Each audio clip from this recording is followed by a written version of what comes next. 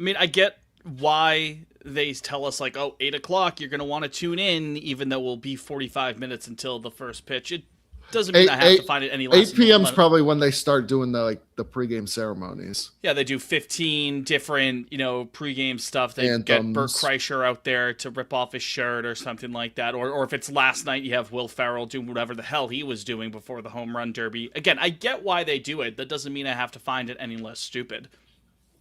I got to be honest. Thankfully, I missed the Will Ferrell stuff. I sadly wasn't able to tune in until the start of like the second round. I thought overall it was a very inoffensive production. I don't know what your thoughts were, Fitz. I did see people complaining about Will Ferrell on the timeline after the fact. Um, but Well, I thought it was okay. I was worried, maybe I but would it was have okay. even more complaints if I could actually hear what the fuck he was saying. The audio mixing, whoever was on the board there, not to demean anyone, but the production quality that Netflix had there throughout the entire night, not just the audio, but also the visual, the AV combined with the camera angles and whatnot, it was disastrous. Netflix is not good at this live sports thing, man. We've seen it a couple of times now, which is great because they're going to be broadcasting everything now. They just advertised Better how many more NFL games they're getting this upcoming season. It's great. Everything's great. Everything's getting worse, and I love it, actually. better or worse than ESPN's home run derby production of Ooh, recent years? that's a good question. Because I woke up yesterday and remembered it was on Netflix and said to myself, well, that's going to suck. But then as the day went on, I remembered how awful the ESPN production was by the end of it. So I think don't know. I guess Netflix I'm was glad it was worse something different at least. because ESPN's commentary had been cringy, but Netflix had plenty of cringy moments in there as well. Like, how do you do, It's fellow kids? it's funny because you mentioned like the audio and the visual stuff. Like the ESPN production, it became like overstimulating. There was too much happening on the screen. There was too much happening. Like there were too many cooks in the kitchen behind the mic.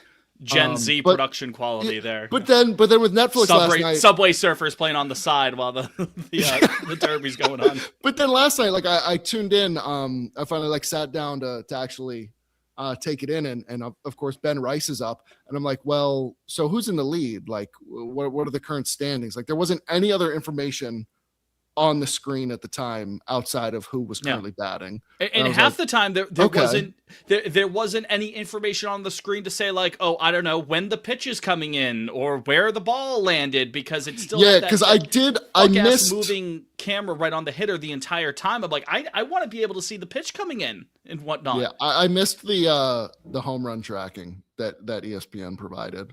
Yeah. I, And I now that did you like say it, seeing yeah, like there the was distance once no they drop like it. leaderboard at any point. Yeah, It was just I was like, I was so confused because I jumped in like towards the end of the first round. I was like, all right, so where does everything stand? I had no idea. But so to answer your do question, they I have do it? think Do this they was have it for worse. next year? It's a multi-year deal, I'm I assuming. would imagine. And things just keep getting worse too. The game itself will be on Prime before you know it, and whatnot. Although I will say, not to give Jeff Bezos any credit, like I don't think that the TNF production is bad at all for football on Amazon. I don't think that's bad. Netflix has been real bad with their sports from what I've seen, but at least for Amazon for football, it hasn't been all that bad in terms of the production quality. It could be way worse, as we just saw the other night. But this is not television production on Lansdowne. This is Pod on Lansdowne. That's Liam. I'm Fitz. This is Pod on Lansdowne, brought to you by the Believe Network. Happy you could join us, unlike some people who decided to go on vacation right as the Red Sox were getting hot. Jake decides, like, oh, the going's finally good. I don't have anything to complain about. I'm going to go down to the Outer Cape. But no, we wish him very well-deserved week off, which you'll be getting soon enough. What, you leave Me. Friday That's me. for the old country? Yep, that's me next week. Probably the next 2 weeks. I don't know how I'm going to get in for the following. We'll coordinate. We'll but definitely I won't be here next week, sadly. Well, you will be beating. Actually, I don't know if you will be beating the fantasy curse allocations with the next week and a half, the big homestand that the Red Sox will find themselves in after the All-Star break. What is it, 10 games at the Fens after the Midsummer right. Classic, beginning this weekend with a doubleheader against Tampa. We'll get into that to lead off the show. We also, again, have Him of the Week and Fuck With, Don't Fuck With, and alongside some more All-Star game conversations, which I'm sure we'll get into as the game is about to be underway and within the next 2 hours, I would imagine, as it's now 7:38 Tuesday night. We also have your mailbag questions. We've got plenty of voicemails. We've got replies. We've got DMs. You name it. We're here to talk about it on the program with you. It should be a very fun time. But back to those Boston Red Sox, man. To answer the question that I'm sure is on the top of everybody's minds. No, I am not going to say the B word just yet. Because after all of this, we are still 2 games under 500. It is funny how, like, you'd think we were like 10 games over. The vibes are through the roof, and yet we're 14 still 14-2 over the last, like, almost 3 weeks, Liam. I got to be honest, like, I don't know who these guys are. I don't know where this came from. I was fully emotionally detached the night they went down 14 games under. And obviously, like, with the World Cup going on, the Red Sox have not even quietly, it's just like every night they're winning all of a sudden. So I feel like Al Pacino, like, just when I thought I was out, they're pulling me back in for the second half. Oh, I'm back in. I don't think the team is all the way B-worded yet. Like, sure, I think sure. But they have my curiosity for the moment. I think they definitely have my attention. I'll say that. They deserve a lot of credit. I mean, the way that they're doing this, just guys just chain together hits. It's not just one guy carrying the offense. All these guys who, a lot of them have just been kind of, we didn't think we were going to see. I mean, to the flowers in the YouTube chat, youtube.com/@Pawn on Lansdowne mentions Anthony Siegler, 10-year extension coming any day now. And of course, we look at that, but I don't think even after the trade with Milwaukee in the offseason, I didn't have any grand ambitions for Anthony Siegler this year. Like, when he came over, I was like, okay, he's nice organizational depth or something like that, which, to be fair, is correct the way he's been playing. The other guy in that trade, besides Caleb Durbin, Monasterio, like, stepping up over the weekend. Durbin continuing to do his things. Cedar Rafaela, newly minted all-star Cedar Rafaela. You've got multiple guys on this team just willing the team forward. And then the pitching staff, as we know, has been very good, and they continue to do their thing. It's like, man, they do. It's hard to almost unprogram my brain from being pessimistic after the last couple of months. Right, because it was so ugly. Right? It was like you have to take a shower every time you watch this team. Now it's like life is beautiful. The sun is shining. Like, right first back 2.5 months, arguably the worst Red Sox team I've ever seen. They were boring. They couldn't hit. Yeah. They weren't winning at home. They still aren't winning at home. I quite honestly, I'd rather they just stay on the road for the second half of the season. But it was a miserable experience. Yeah. Belated Damas in the chat goes, it's just nice that the team, had not given up, even if many fans had. And I honestly, I mean, if people wanted to throw it back in our face, I think they're absolutely fair to do so. We were probably part of that group. I'll happily eat crow. Absolutely. I'm so full for my crow. But listen. Let's not start, as Jake would say, sucking each other's dicks just yet. To quote the Wolf from Pulp Fiction. And I agree. Like, it obviously, like, allow yourself to be happy about this. Of course, don't let anyone police you. Nice.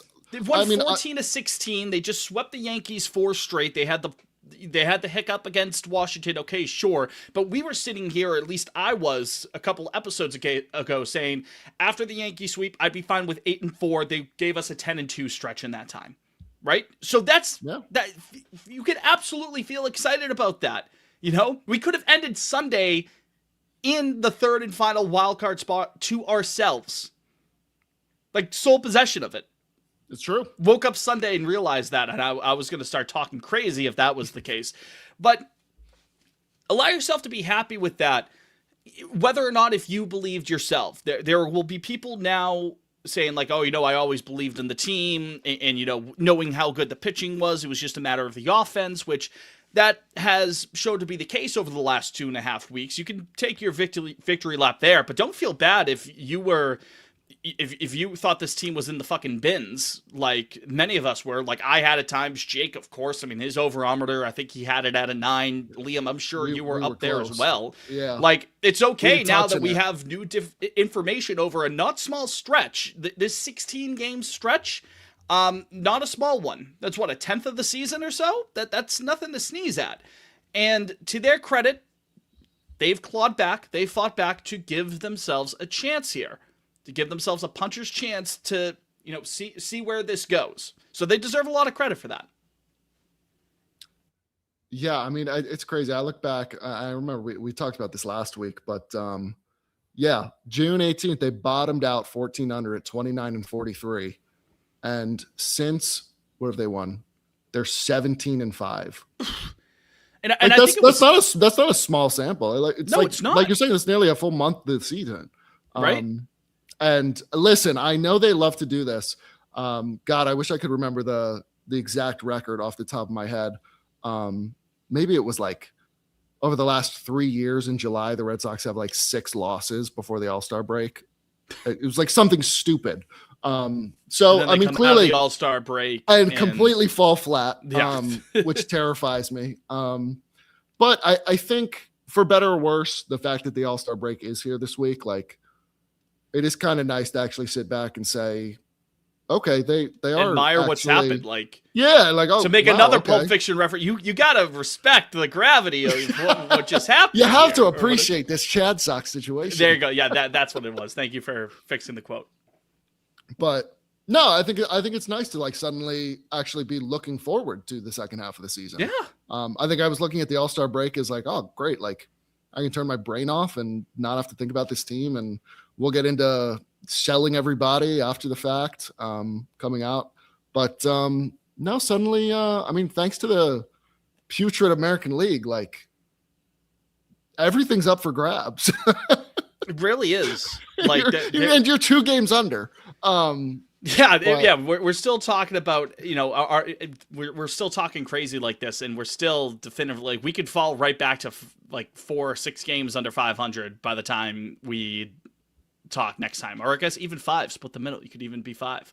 But the point is, like, they're lucky enough to be in a situation where the American League is as bad as it is, where if they went on a run like this, they could at least re-enter the conversation.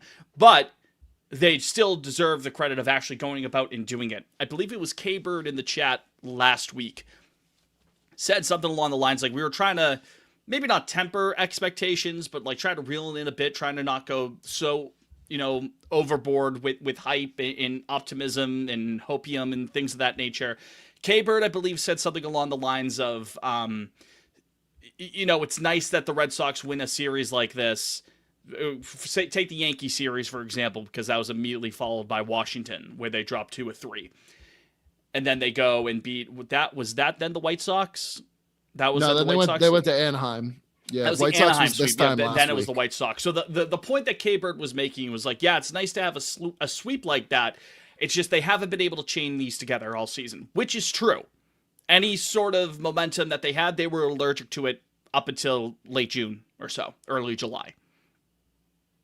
Now, I mean, that it's been strung together a little bit, it's a little bit different. Yeah, I mean, the Nats series, like going out to the West Coast before that trip, I was straight up like, all right, it's the same old Sox.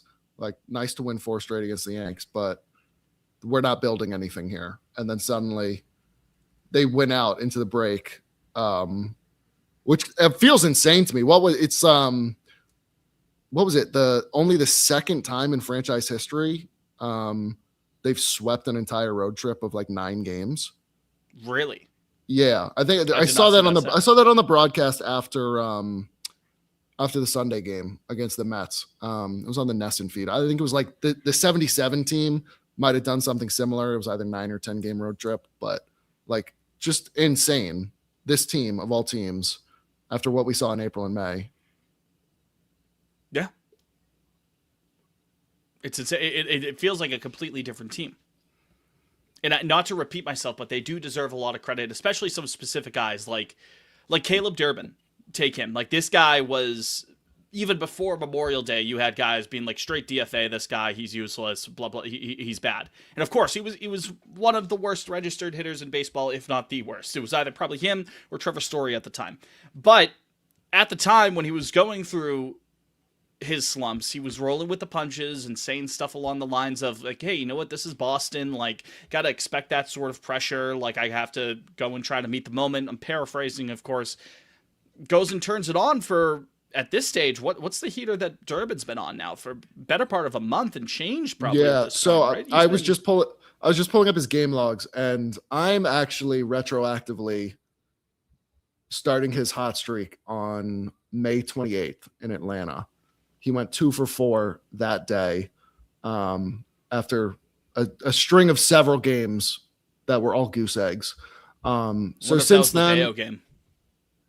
Let me look at the final score. Yep, that was the Bayo game. Final score 10-2. That, like, I know we say like rock bottom a lot, like, and maybe the Rocky series was rock bottom.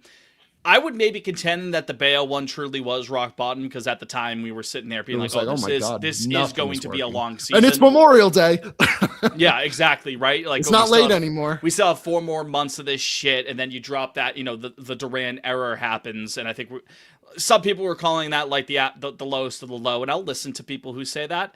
But part of that was just kind of funny, whereas the Bayo thing was sort of the realization, like, oh, there's no fixing this, until there was fixing it, clearly. That's, who knows? Shockingly. Just let this be proof that, before you continue with the Durbin thing, let this just be proof that I don't know shit, you don't know shit, none of us know shit. It's a long season, man. It is a long season, but continue with what you were saying with Mr. Durbin. Yes. So I'm starting his, I'm pegging his hot streak. What? I'm pegging his hot streak at May 28th as the start date. Since then, he's played 39 games. The team is 23-16 in those games. His triple slash is 297, 349, 558 for an OPS of 907. That's good stuff. He's got 8 home runs, 10 doubles, 41 hits. He scored 24 runs. He's stolen 6 bags, 11 walks to 19 strikeouts. Good ball player. And the defense to boot. Right, which he had even when he was hitting with a pool noodle. Right. Now, it's not to throw cold water on him. Of course, he's not going to be this good of a hitter going forward, but let this maybe be proof that he was never going to be as bad of a hitter as he was before then. Changing sceneries and whatnot. And again, it goes back to what Blade Adames said, like the team not giving up. Tracy deserves a lot of credit for that. The guys in the clubhouse deserve a lot of credit for that. And like I said at the top of the show, these are complete team wins. Even if it's someone who's the star of the show a different night, for the most part, everyone's doing their jobs. Multiple guys with multiple knocks or getting on base or driving in runs, and then letting the starting rotation along with the bullpen, which has been... I mean, Eduardo Rivera recently. Saturday, I feel like is a great recent example of that. Right? It was like, spot start, nearly gives you 4 scoreless. Exactly.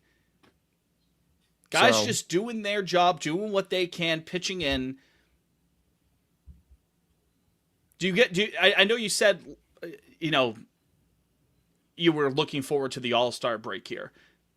Maybe this is a little sports talk radio-y, but do you get nervous at all with the All-Star break here, maybe breaking up that quote-unquote momentum? Or are you leaning more towards the the momentum thing is sort of a myth, or is it somewhere in the middle? How do you feel about that?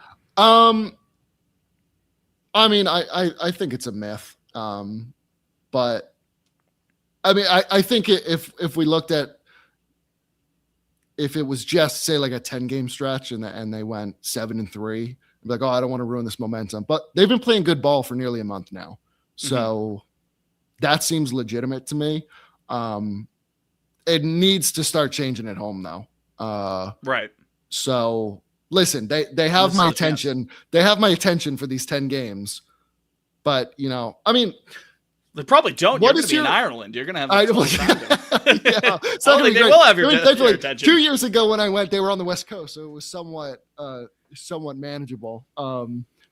But yeah, I'm interested to see how they come out, if they can turn things around. Because I mean, on the road now they are 29-21. Wow. But at home they're still 10 under. So, I mean, if that doesn't change, you can certainly still kiss the season goodbye. But hey, I mean, say they come out here.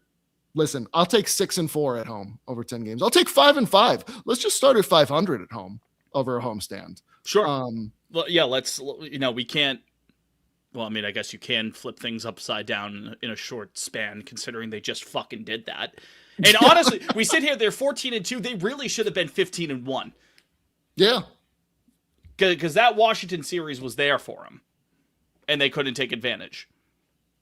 Some might even say they should be 16-0. I may not go that far. It's just hard to go undefeated over the course of 16 games, but it could have been even better than 14-2. You said it the other day, Liam. I'm going to steal what you said for an Over the Monster article leading up to Friday. But it is true. The season truly does start on Friday. That's not like a bit. Like it's going to be a sprint season, a mini season, but it starts Friday. You have been given a rare opportunity here that you do not get a lot in this sport, which is reincarnation at this stage.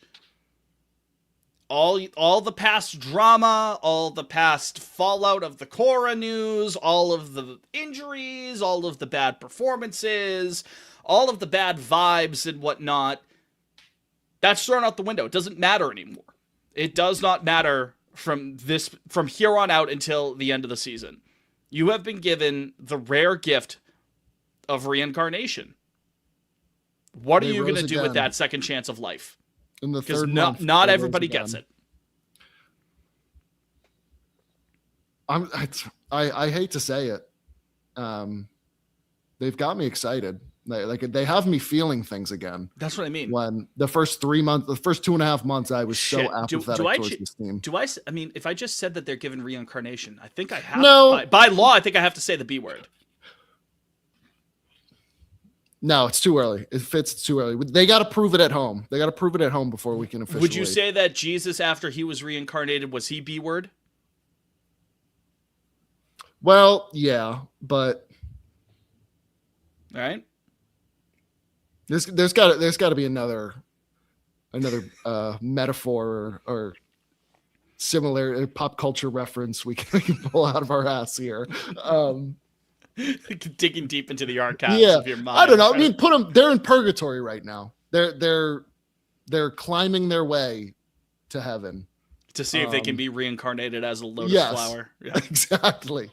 They're currently in purgatory. This 10-game homestand out of the break will prove whether or not they're getting into heaven or not. Right. And I hate to sound. I'm not trying to be pessimistic here. I'm actually quite optimistic moving forward because you have Tampa, you have Toronto, and you have Baltimore. Right. Listen, Fitz, you want to hear something? I know we talk about the Pythag every week now. Yeah. Red Sox and Rays. Same exact expected win-loss right now, 50 and 44. Their run differential is only 5 better than us. It's plus 32. We're plus 27 now. But that's marginal over the course of over half a season. Yeah. You know what I mean? 90-something games. And for whatever reason, we're 10 behind them. We could be sitting back here in 2 weeks, and it could fall flat on our faces and be like, oh, you know what? Like, Icarus laughed as he fell, as Jake said. That's right. And actually, I mean, not that I'm rooting for that, but if that were to be the case, that is still before the deadline. So you could still kind of be like, if it's we go 2-8 at home. Long story short, fairs, and then we're back to where we started. Fire Breslow, flip everybody over. Out goes Sonny, out goes Chapman, and whatnot. And we'll have more conversations about the trade deadline over the next couple of weeks, I'm sure. Whether or not this goes haywire or not, or if they continue this hot streak. But the season does start Friday. And I'm not going to be able to be there this weekend at Fenway, and obviously Liam's going to be across the ocean. But if you're going to the games, ladies and gentlemen, act like it is the start of the season. That's what I would say. Because it is. Here's some chance. Yep. Yeah. Go full Tartan Army. Yep. You love saying, oh, we love the Scots. We loved having everybody in there. Be the change that you wish to see in the world. Embody them. Embody their spirit. Gone but not forgotten. Make some songs for Sedan. Make some chants for Sedan based off of tunes from Casey and the Sunshine Band or something like that. You know what I mean? Because that's what they do over across the pond and whatnot. It just is nice to have that feeling restored, where like I feel like I feel like it's, the first couple days at the end of March, the last few days of March, like we're getting ready for opening day, and I'm tingly and I'm excited. Yeah. And I'm looking forward.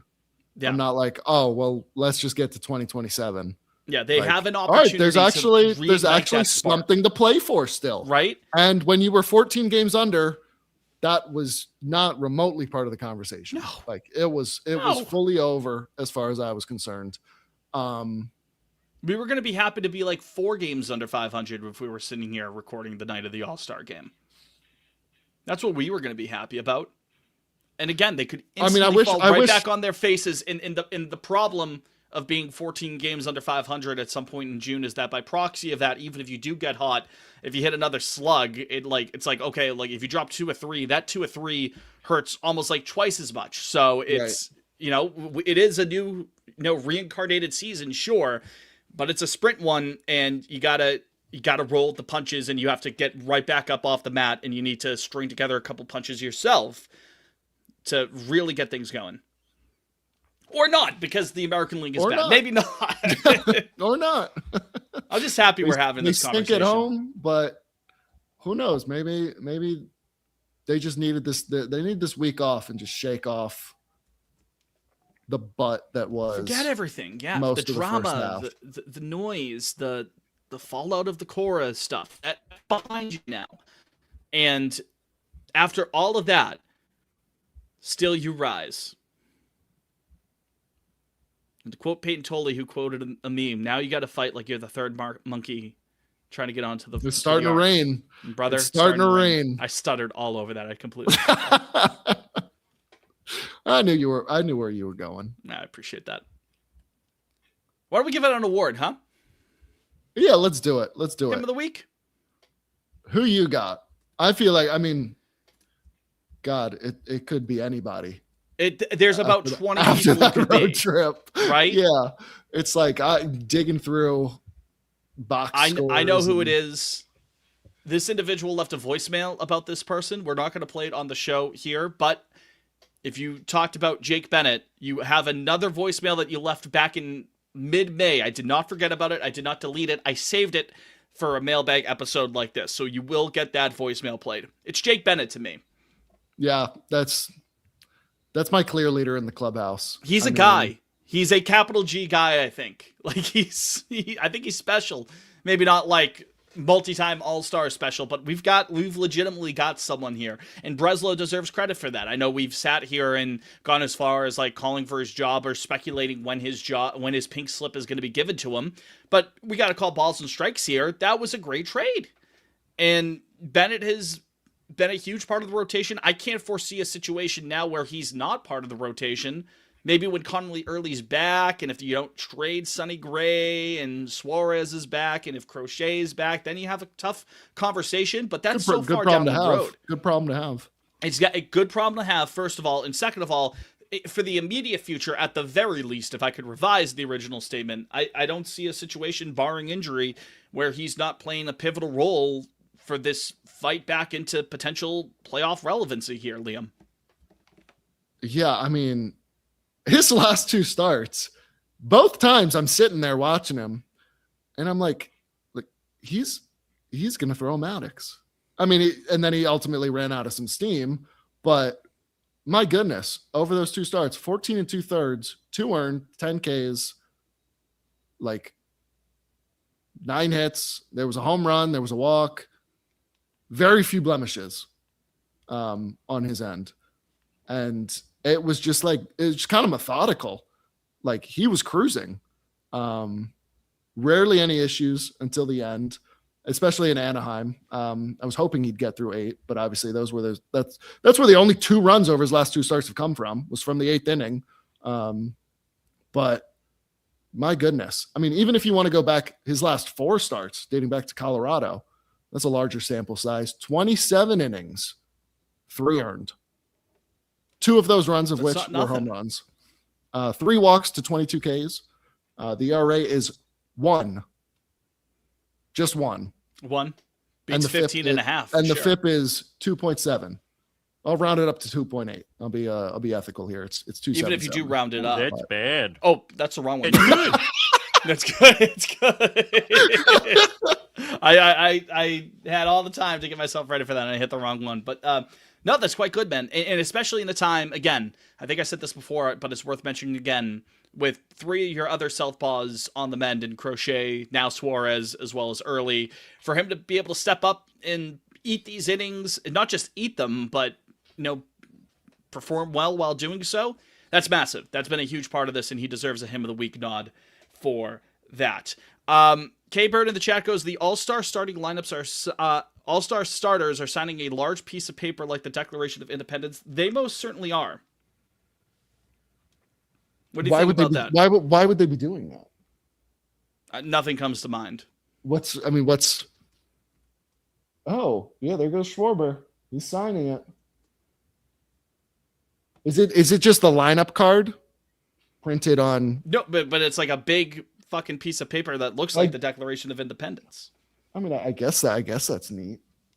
Yeah, this game's not starting till 8:45. It's very funny that they have it. It looks like a quill pen, but you could very clearly tell it's still a Sharpie. Yeah.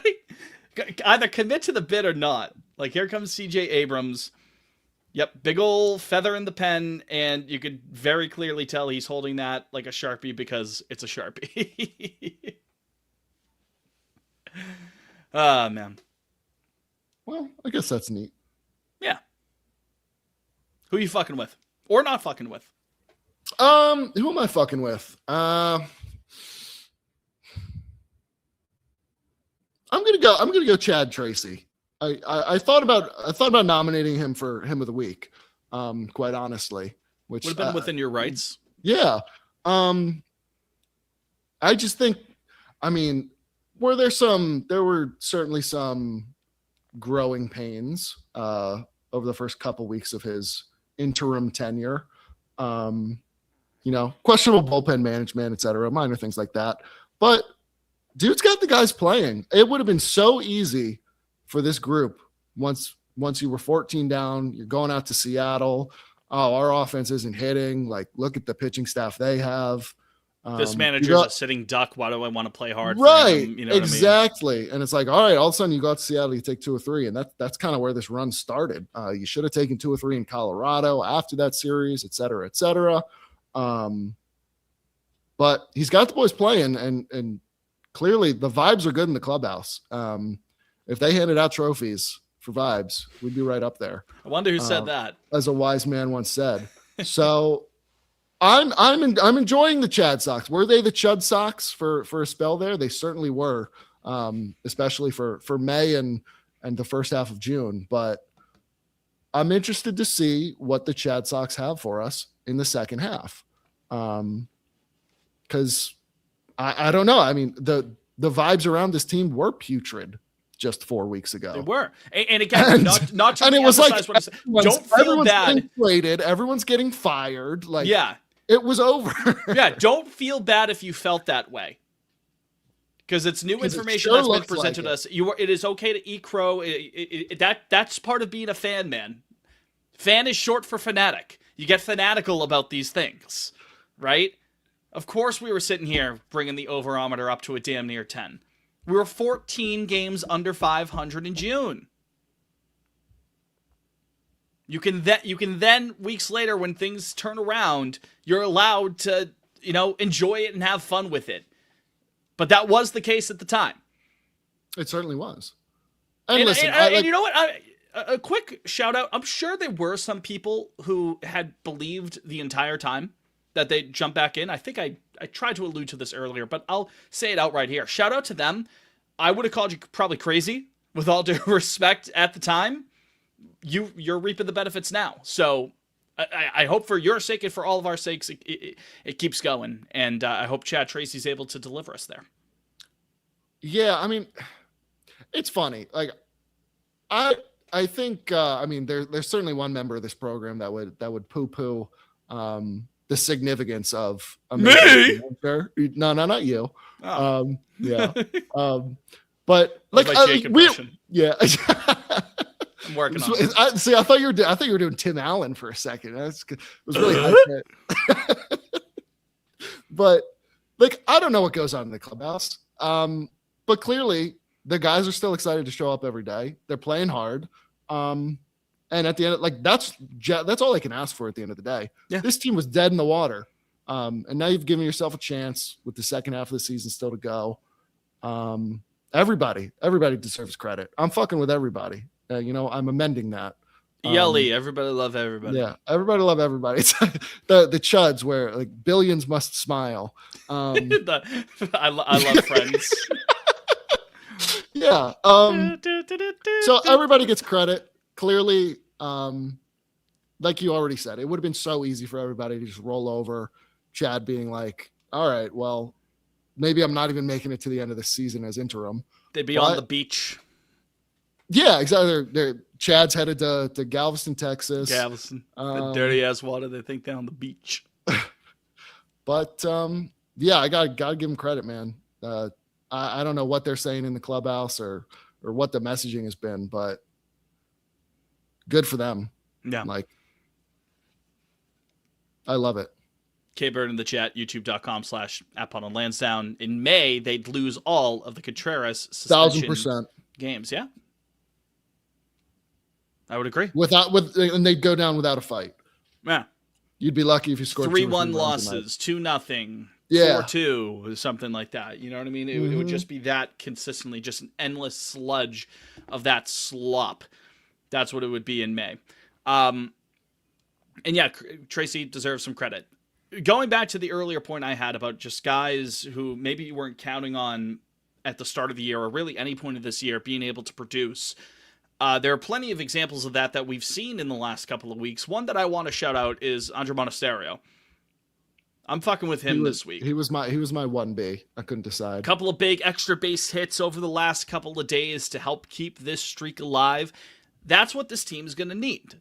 I know that's not breaking any ground. Well, yeah, no shit fits. They've done that the last 2.5 weeks. It's been these sort of, role guys who have stepped in with injuries to Meyer and Story and Sogard and everybody, right? That have chipped in and, helped lead to some success here. That's what they're going to have to keep doing. Force the hard conversations in regards, when Meyer comes back or when Story is healthy at some point, when you could maybe see Sogard coming back and whatnot. If these guys like the Monasterios of the world, the Anthony Sieglers of the world, if they're willing to force hard conversations, again, that's a good problem to have if you're the Red Sox. So just a quick shout out to Mr. Monasterio. I love that. Is it officially Monasterio or Monasterio? I've been saying Monasterio. I think it's Monasterio. I just wanted to make sure because I feel like I had kind of gone back and forth there. And like throughout the year as well. Maybe I was mishearing it. Monasterio. Andrew Monasterio. Yeah. So yeah, I fuck with him.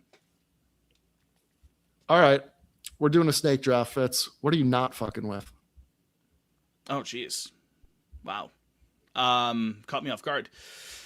I could just go with the production value from Netflix for the home run derby, but that feels like it would be cheating. Fuck, I don't know what I'm not fucking with. It's hard.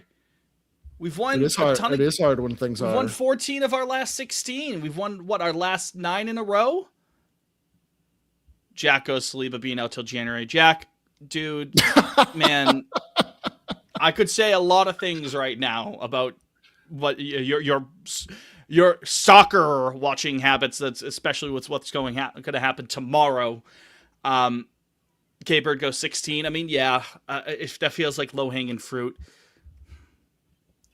I'm not fucking with the fact that I have to not fuck with something right now. The vibes are good. The vibes are positive. We'll have plenty of time to not fuck with things down the line, especially if there's a fucking lockout next season. There'll be plenty of not fucking with around that time. But no, I'm fucking with the idea that I have to be anything but you have to jovial and anything happy. But positive this week. Honestly, yes. That's fair. Yippee! Yippee! Good. Great. So I was actually just using that tactic to pull up some stats because I did have mine already. Okay. The fact that Sonny Gray isn't an all-star. Oh, yeah. Oh, I'm not fucking with that. We kind of talked about that last week, but run it back. Absolutely. It's even fucking more ridiculous. insane. Like, listen, I know like wins and losses, bullshit, whatever. He's 11-1. Like that's crazy to me. He's got what, a top 10 ERA in the sport? He is top 5. Top 5. Oh, beg pardon. Let me pull that back up. Yeah, top 5 ERA. The WHIP is 15th overall. Just for himself personally, by ERA plus, so far this has been his second best season career-wise. Just a pretty damn good career. Yeah, he's been around the block. And I was excited when we traded for him. Like that's a very solid pickup. And I know with how things were going in April, May, and the start of June, we were like, this is a great trade chip. But like, I just look at his game logs. It's 6-7 innings. Sorry. Nearly every time out, he's given up like 1 to 3 runs. You're getting quality starts every time he's on the mound. You're getting quality starts from everybody he takes to the mound at this point. It certainly feels like it. Insane. Yeah. And then when you give it over to the bullpen by and large has been holding up their end of the bargain too. Feel like I do this every other week. Check in with Sonny Gray's strikeouts like per 9. Where are we at there? Because that has started to pick up over the last. I hesitate to say even couple of weeks because this is now like he's kind of getting back to his old regular self, missing some more bats. Strikeouts per 9, he's at 8 on the season. So maybe not as high as I had thought. Maybe it had gone down a little bit. Last year he was at 10. Shows what I fucking know. He was 11. For his career, he's at 9. So yeah. He's hanging around. Whether or not he's striking guys out, like, you know what I mean? Like, he could still miss enough bats. I mean, 8 per 9 is not setting the world on fire, but that's still enough tickets punched and whatnot, and we know he has that in his repertoire. Yeah, I mean, he's there to spin it. He's not going to blow you away. I got a savant here. The fastball velo is 15th percentile. So, yeah, like, he's a pitcher at this point in his career, which I would hope he is. He's 36. He's not going to have the gas anymore. Exactly, yeah. Yeah, and if he gets out ahead and if he could spin it for sure, then that's the recipe for success, and it's working. There are going to be some people, even if we are right on the precipice of the wild card race, that would say, I still think you want to trade Sonny Gray. I'd be willing to listen to it, but I don't think today's price is yesterday's price, my friend. Like this, I'll be really hesitant. Again, a lot can happen from now until deadline day, but I'd be hesitant to move off of him. I mean,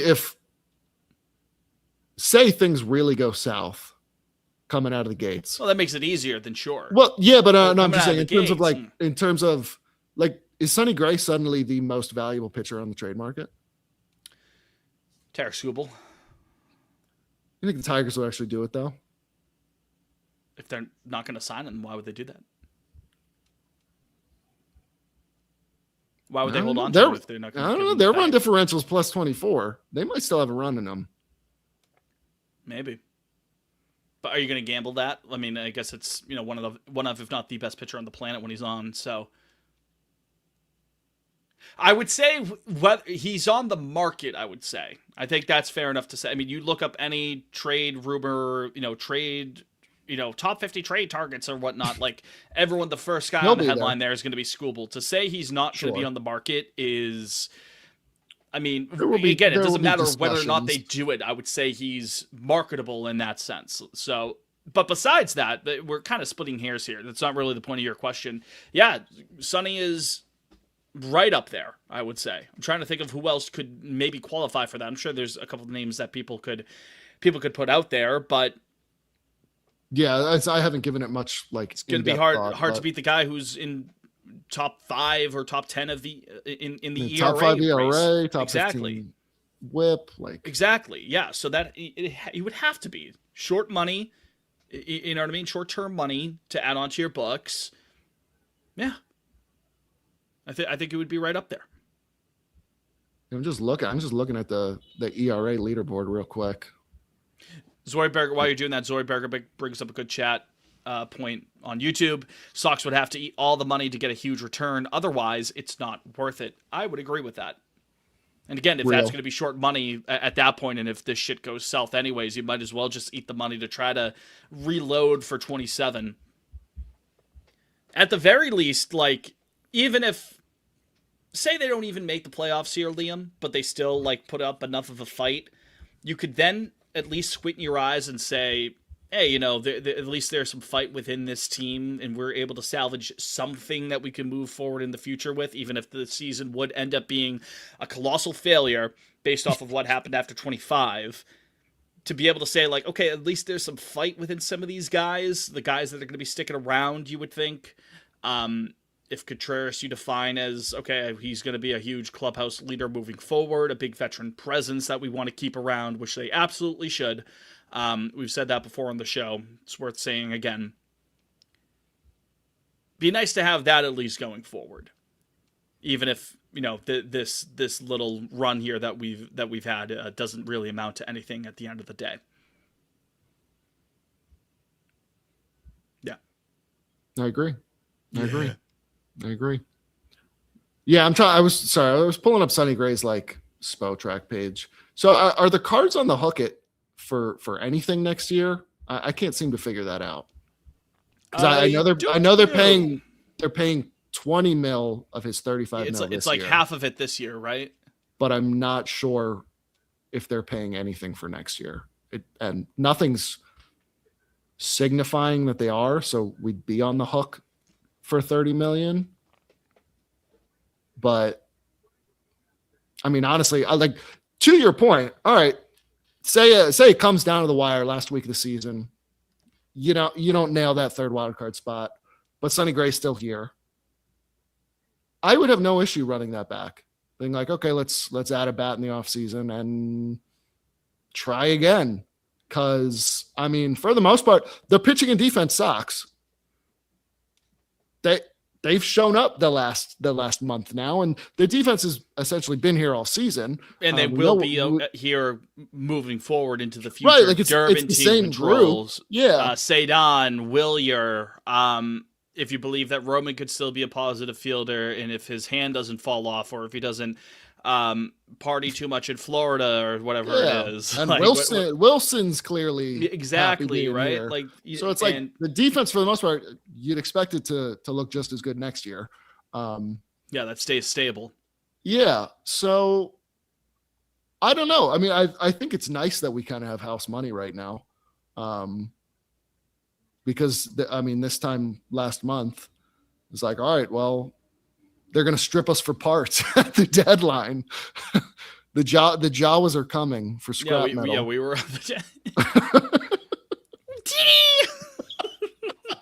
Here they come. Craig, watch out. They're going to strip Carmine. Do you remember Carmine? Carmine. Maybe that's where we went wrong as an organization. Maybe they brought Carmine back, and now that's why they're on a hot streak. Everything's gone south since they retired her. I think that was the end of the 2018 season. So why would you win 108 games, the most successful season in your franchise's history? You end up winning 119 en route to being, one of the best championship teams of the last 30 years of the sport, and then retire the software computer system, whatever you want to call it, that helped lead to that victory. Listen, she wanted to go out on top on her own terms. I respect it. I can respect that. She died. She was euthanized humanely afterwards. So, yep, she didn't feel a thing. Didn't feel a thing. I bet you don't even hear it when it happens. Do you know that reference? No, I'm not sure if I do. That's Sopranos. Jake would have gotten that one. Yeah, haven't watched it. I got to be honest. Did you see the chat? Jake wants us to read something into the wants us to read a text aloud. Oh, I'm putting the kibosh on it. It's not happening. Oh, I see that now. Yeah, that's not happening. No, I don't think that one's making the cut. It most certainly is not. We are not doing that. Not doing that. What we will be doing, though, is answering some voicemail questions and mailbag questions. Yippee! Do we want to do that now, or do we want to get into some All-Star game talk? Did we have anything to bring up about the All-Star? The game hasn't even fucking started.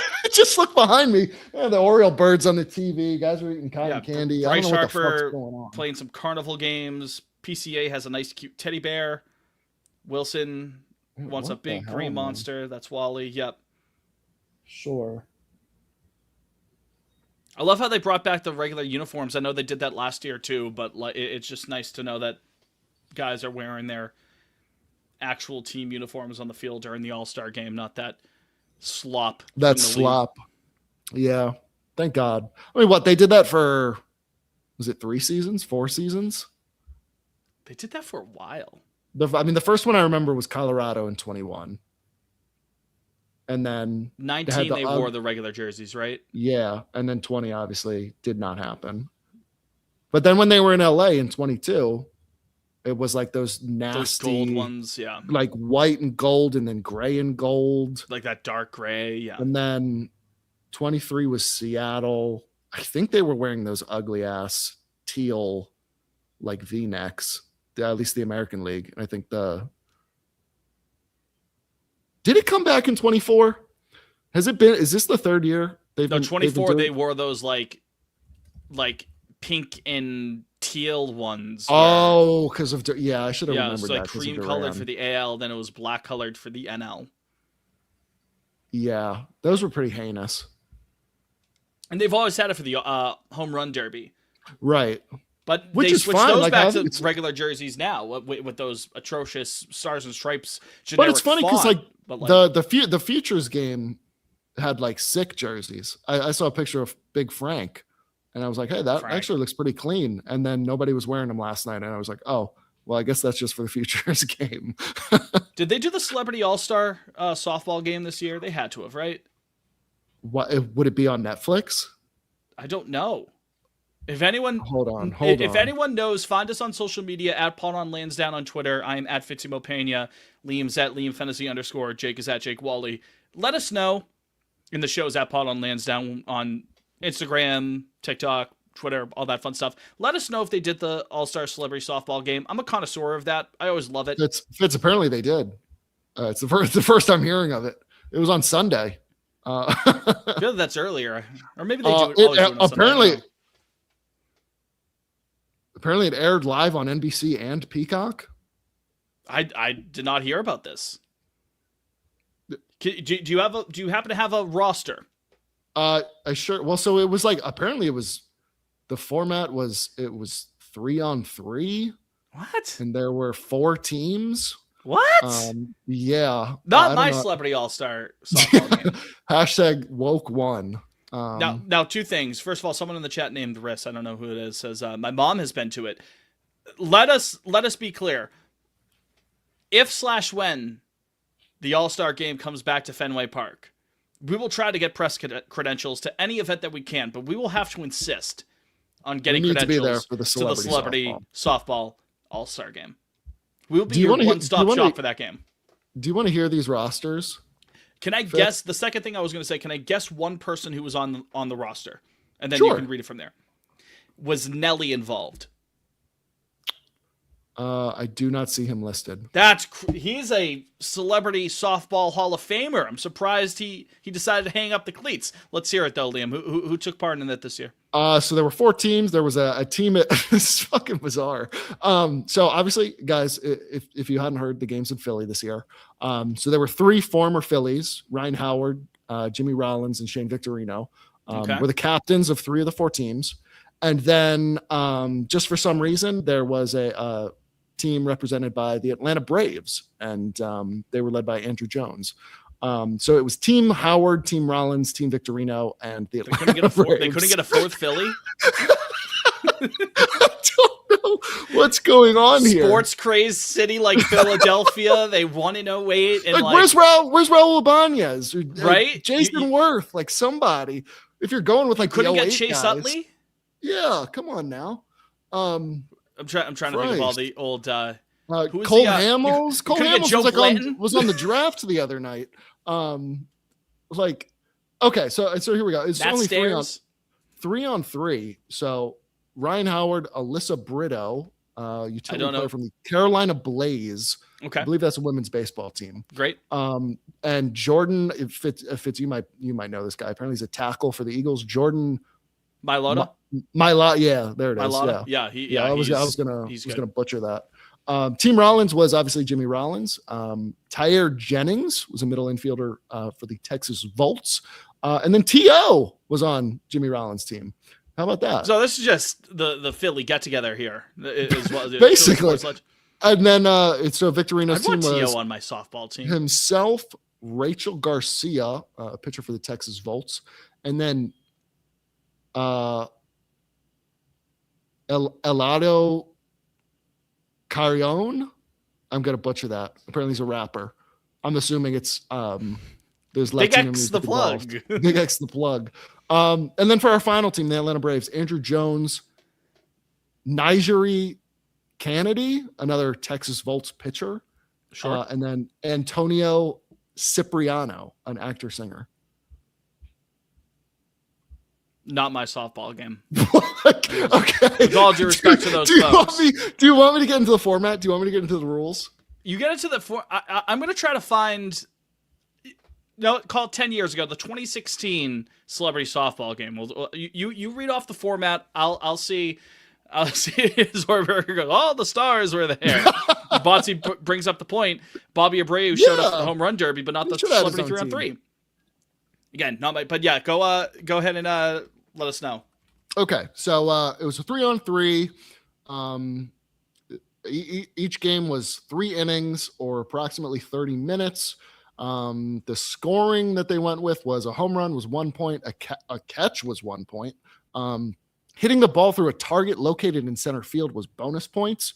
Doesn't specify a figure, so just it could be it could be 100 points. At bats, each team will hit from a custom built stage. I'm not sure what that means. 2016. Wow. Was it a loaded cast? Oh yeah. Do you want to hear the American League and the National League first? Give it to me. Which one do you want to hear first? Give me American League. Why not? Leading off for the American League in San Diego in 2016, the late great Ricky Henderson, right off the bat. See, he would do it every year. It felt like. I'm sure he did. Him and Jenny Finch. That was her, right? Jenny Finch is in there. Of course. No Nelly this year though, which is crazy. Batting second, batting protecting Ricky Henderson is Nina Agdal.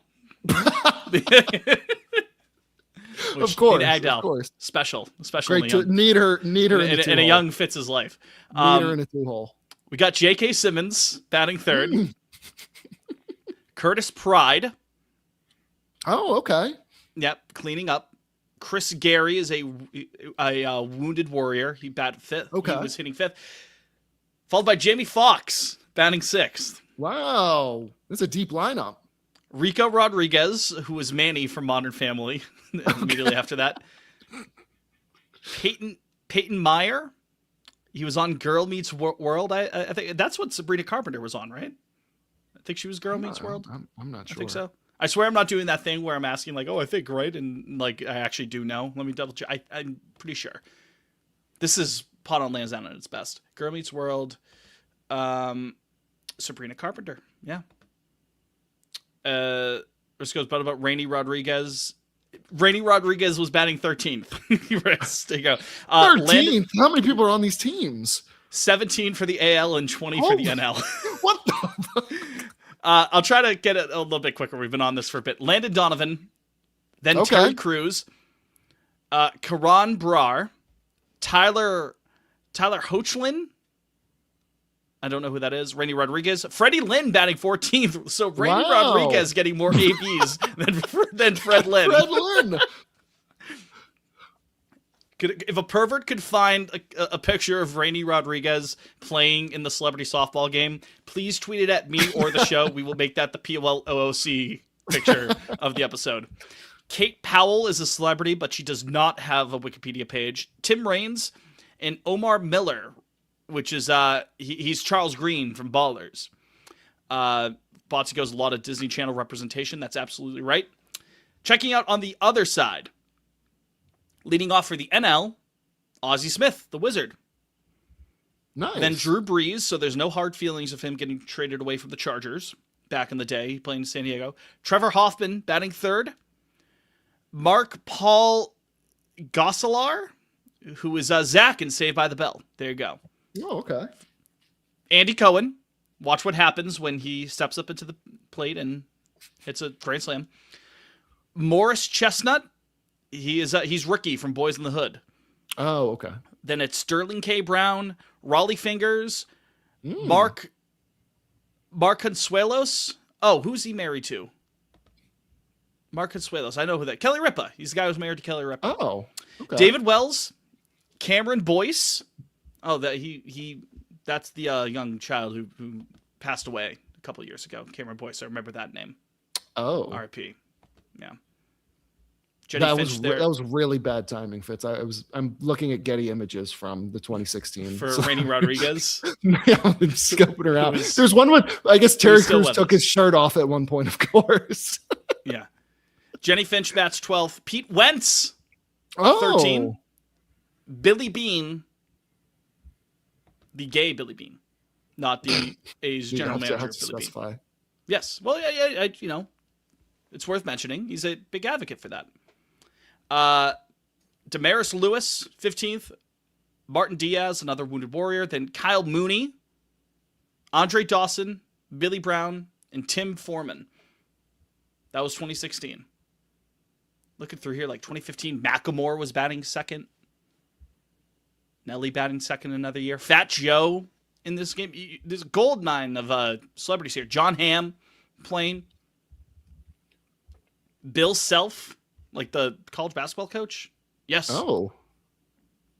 Jason Aldean in here. Try that in small town. Chris Pratt in 2011. Kate Upton in 2011 as well. Yeah, I guess they don't pull as well as they used to. It's sad. Look what they did to our game. I know. Game's gone. Where's it gone? I don't know, Liam. Fitz, you want to? This is like straight up banana ball. The more I'm like looking at it. Yeah, the rules. Yeah. So when they bat, they hit from a custom built stage. Don't know what that means or looks like. In my mind's eye, I can't even envision it. Like I have no idea what that means.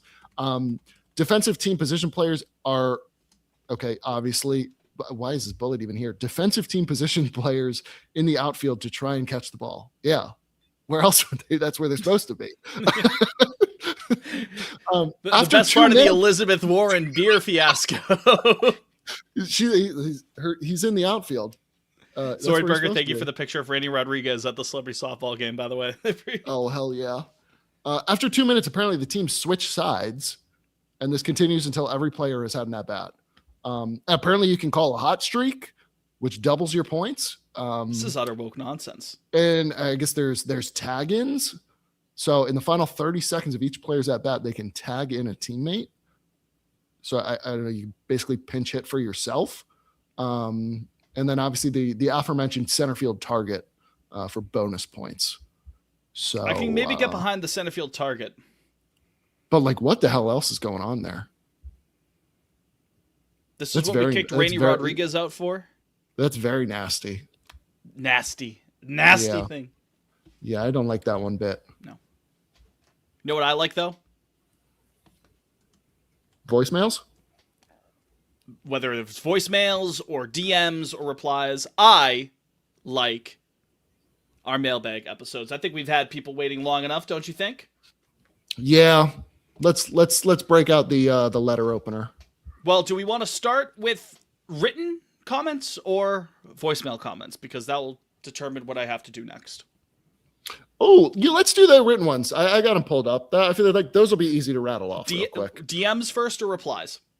I got DMs first. Okay, let's hear it. From our boy Dan Flaherty. Shout out Dan. This is a question he submitted on March 25th.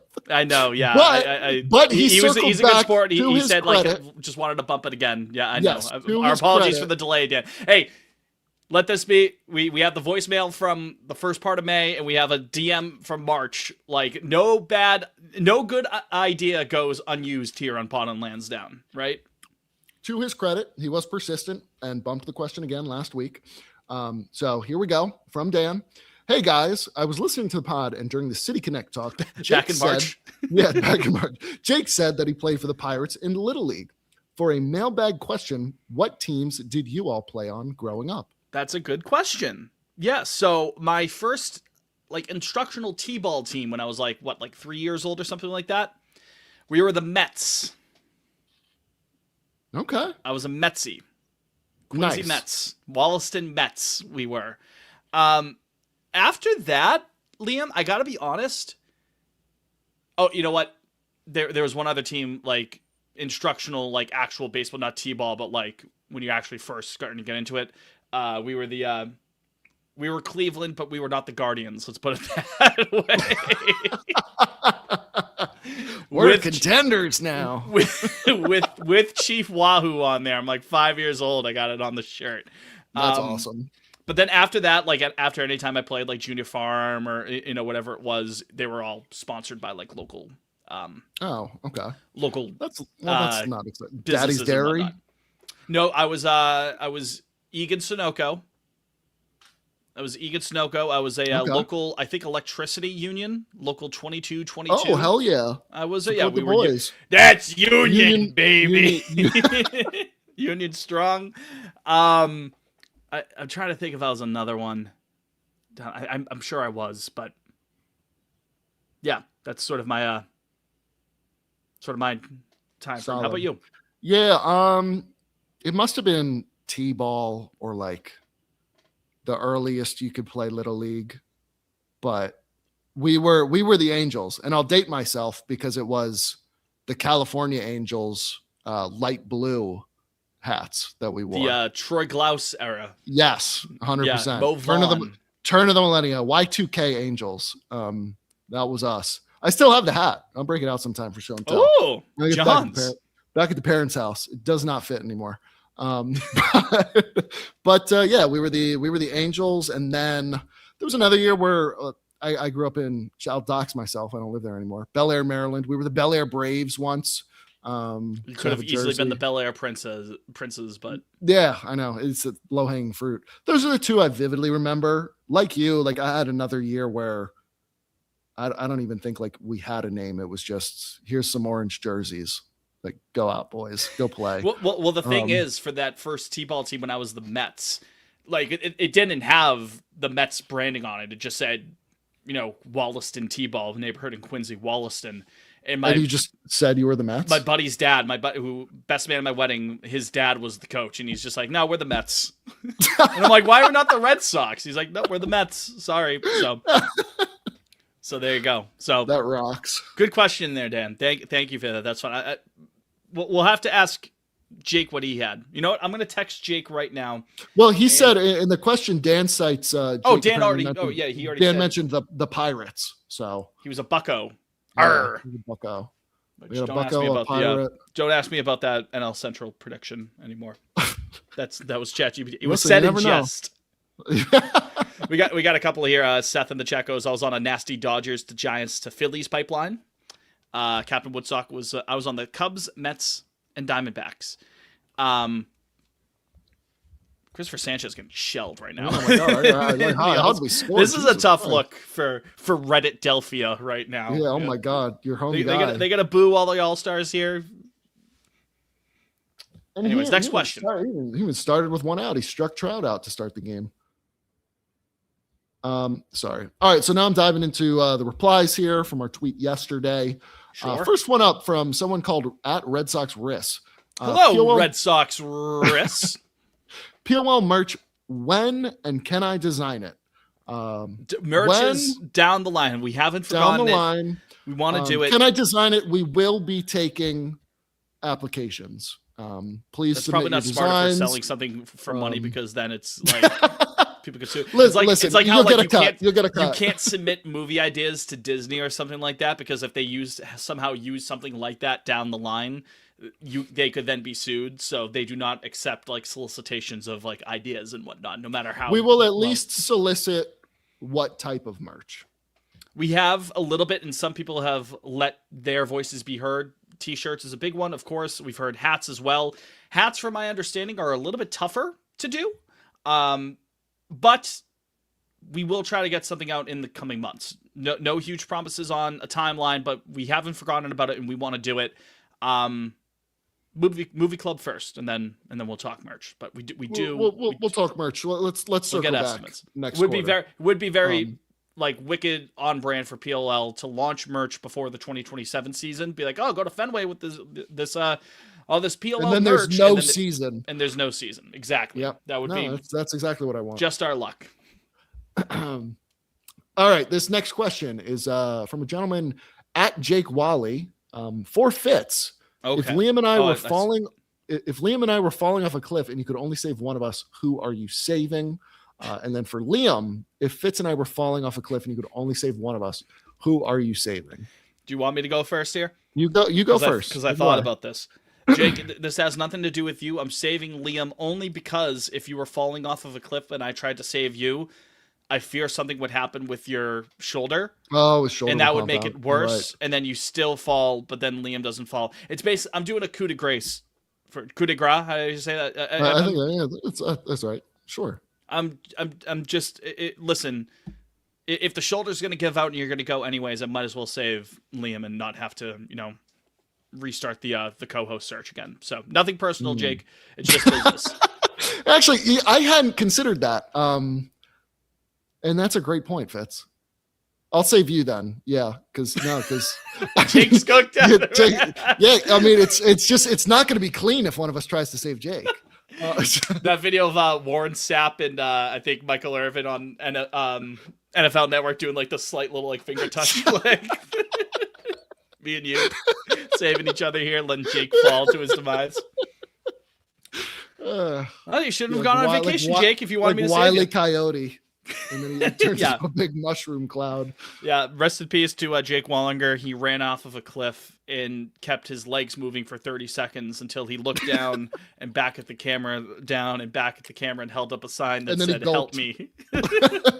Before his legs dropped, but his head still stood in place, and then the rest of him dropped.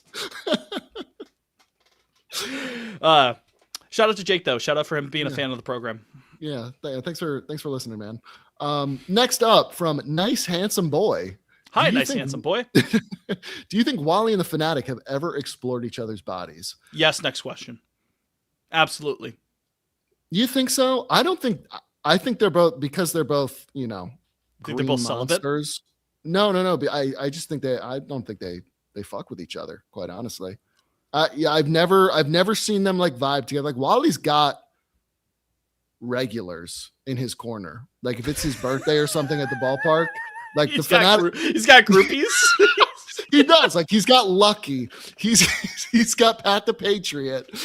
He's got that fucking frog now. The frog, whoever that is. Right? Yeah. Who is that? You don't think that Wally and the Philly Fanatic like see something in each other? Like oh my god, like I could make a home with you, like us two together. You don't think Wally sees that fucking tongue nose thingy that the Fanatic has and be like, I want some of that action? You don't think the Philly Fanatic wants to have like a nice cat dinner? No, I think it's like a turf war thing. They're like East Coast elitist green monsters, and they both have a competitive edge. I'm looking at my Subway my sandwich from a gas station is better than your sandwich from a gas station kind of deal. You know what I mean? Exactly. Like, yeah, it's a turf war. It's a regional rivalry. And plus, like the most important point here, Liam, not to cut you off. No. Go ahead. We're not even considering the fact that Wally is already spoken for. He's already happily married with Tessie. This is true. He's a very faithful man, even with the groupies. Maybe they have an open relationship in that regard, but with the Fanatic, maybe that's where Tessie draws the line. Yeah, I mean, I'm looking. I'm going to watch this clip real quick. Wally celebrates his birthday, April 30th, 2018. It appears the White Sox mascot was invited to this function. Is that Slider? No, that's Cleveland's, I think. But he's also a green monster, so that might throw a wrench into my theory. So I'm going to scope this out. They could be like frenemies. It doesn't mean that they're hooking up, Oh, Mr. Redlegs was there. Mariner Moose, the Athletics Elephant. Maybe those are his boys. All due respect, we love Wally. All due respect to him. I feel like it's his birthday every other week. Yeah, we got to iron that. Sometimes it's in April, sometimes it's in May.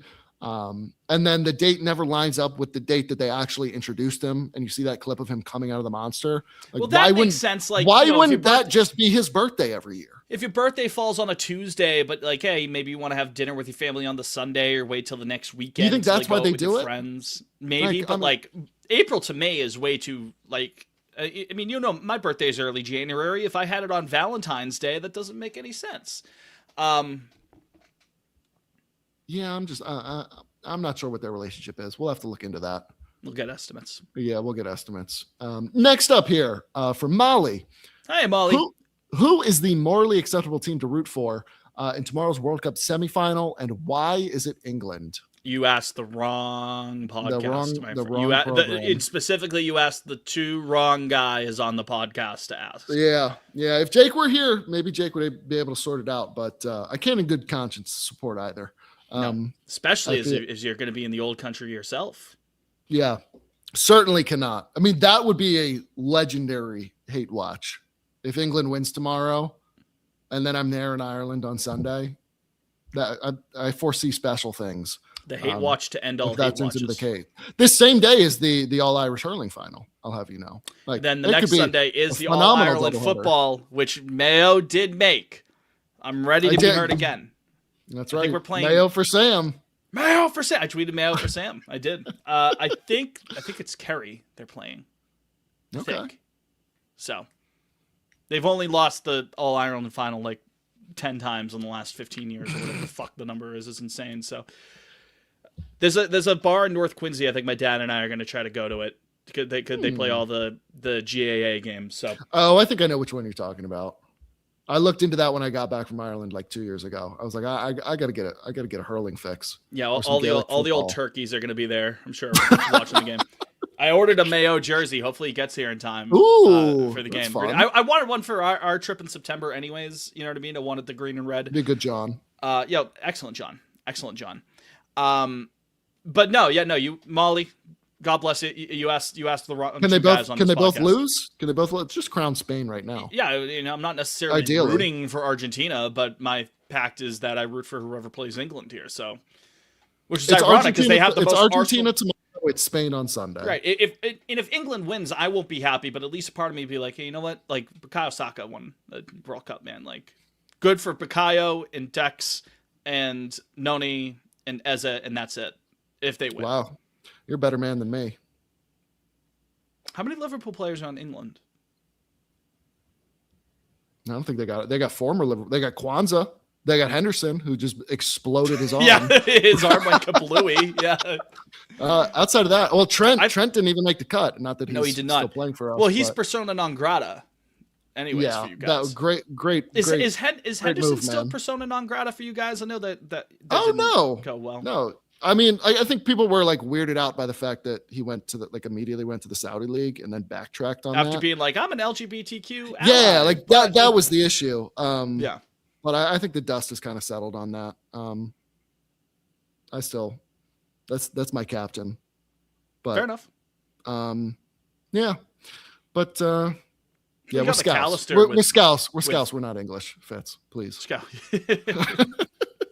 You got McAllister for Argentina as well. So. Yeah. I don't know if he's getting a hair transplant later this summer, but he shaved his head a few months ago, and the hairline didn't look great. So I don't know if he's prepping for something, but him and Trossard can meet up in Turkey now that he's Mo hooked him up with a guy in Turkey for the summer, so he's headed there next. So next question here from Mark Baselli, 13. Hi, Mark. Mark, who would you cast to play Caleb Durbin in the inevitable biopic about the 2026 Boston Red Sox? Hold on, let me get. I saw this earlier, and I had an idea. I want to maybe run it by you. How about Dylan O'Brien? Let me see. I got to see him side by side. I'm a visual learner. I don't think his face is square enough to play Caleb. It is a pretty square face. Let me pull up a picture of Dylan O'Brien on the YouTube chat, youtube.com/appod on Lansdowne for people who, maybe not. We might need to workshop this one. If Jake were here, Jake would probably have a good poll, like some character actor. Yeah, right. He was in 3 episodes of The Sopranos, right? Yeah. Share screen. I'm never good at this. I never entire screen. Here we go for Dylan O'Brien. Let's take a look here. Let's get estimates on Mr. O'Brien here. Like I could kind of, you see it a little bit there. No. He's also I don't think of Dylan O'Brien as stocky. Like he's got to be a little. He could put on weight. A little stout. You know what I mean? I guess that's true. That's true. You know, maybe he's a method actor. You know, pulls up his IMDb page. I did enjoy him in Send Help. It was a good time. I never ended up seeing that. That was a good picture. Him and Rachel McAdams were stranded on an island together. And then pull up a picture of Caleb Durbin. I mean, it's never going to be completely like apples to apples unless it is. And hey, you know, we have prosthetics now and whatnot. Yeah, like, true. I mean, look at Tom Cruise and Digger. That's going to be a humdinger. You see it a little bit? The eyes aren't exactly there. Parker said, Rob Schneider. I'm just seeing that now. Yeah, big friend of the program, Rob Schneider. I'm sure he would love Pod on Lansdowne. I'm going to sit on this one. I'm going to let it marinate and come back to the timeline with a strong answer. An official response. Yeah, we'll release a statement. Dylan O'Brien is the first one that came to mind, and I can't think of a better one. So there's your answer. Okay. All right. Lock it in for Fitz. Next up here from Smiley Smile 31. Hi, Seth. Seth, what's going on?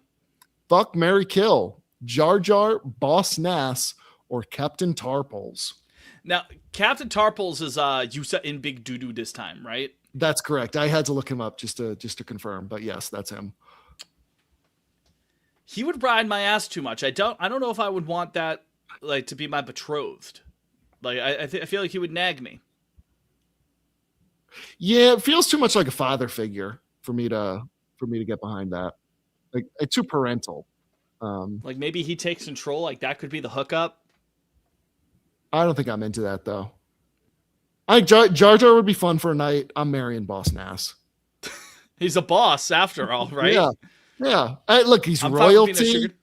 You know, Misa like this. Jar Jar, you can never live with. No. Like kind soul. I don't. One night, or you got to kill him.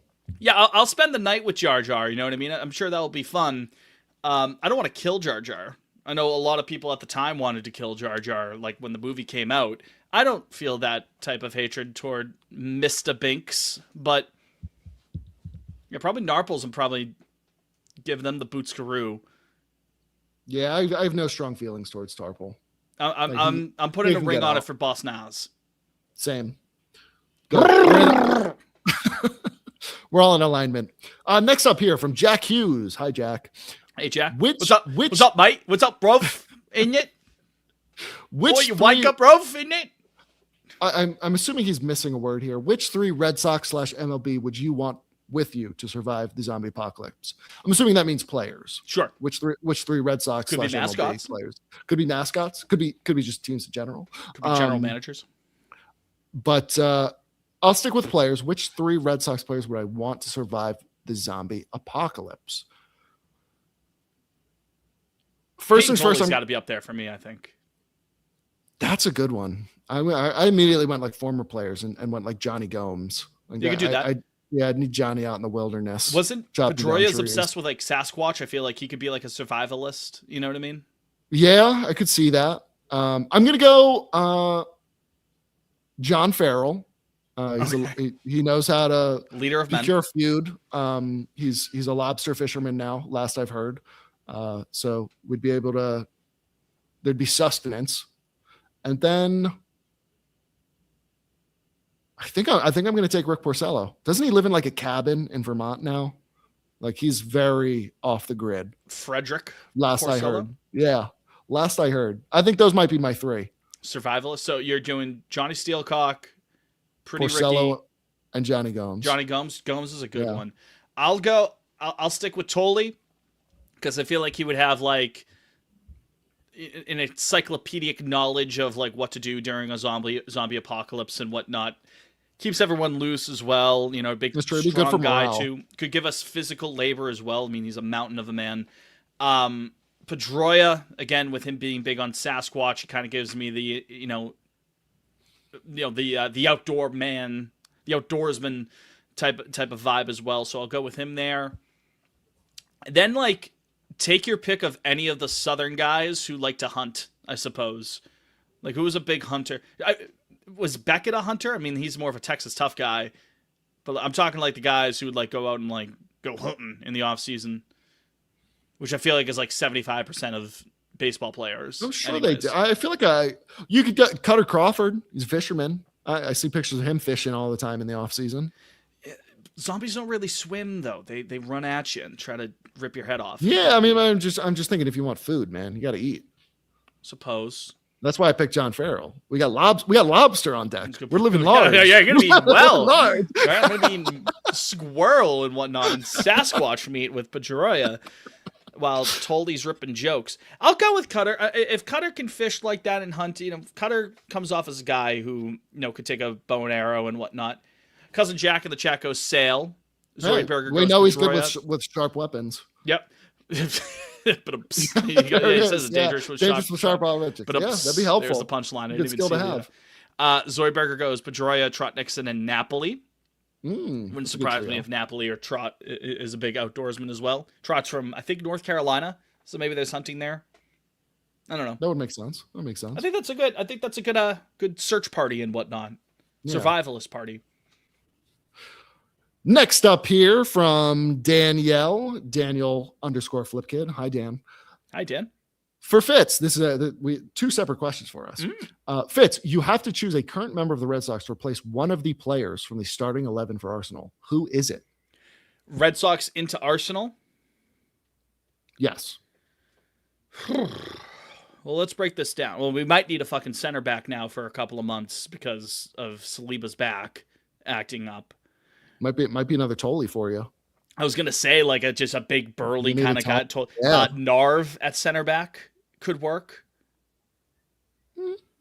I could see it. Just a brick shit house kind of deal. Jake Bennett. You pull the Dan Burns with Jake Bennett. Yeah, just the guy who can head. The thing is, like, I feel like if it was Narv, he'd be another similar center back to Gabriel, which not that that's a bad thing, but Saliba is obviously a great defender, but he's obviously so great technically as well, which you saw in the Champions League final. Gabriel, maybe not the most technical guy with the ball in his foot.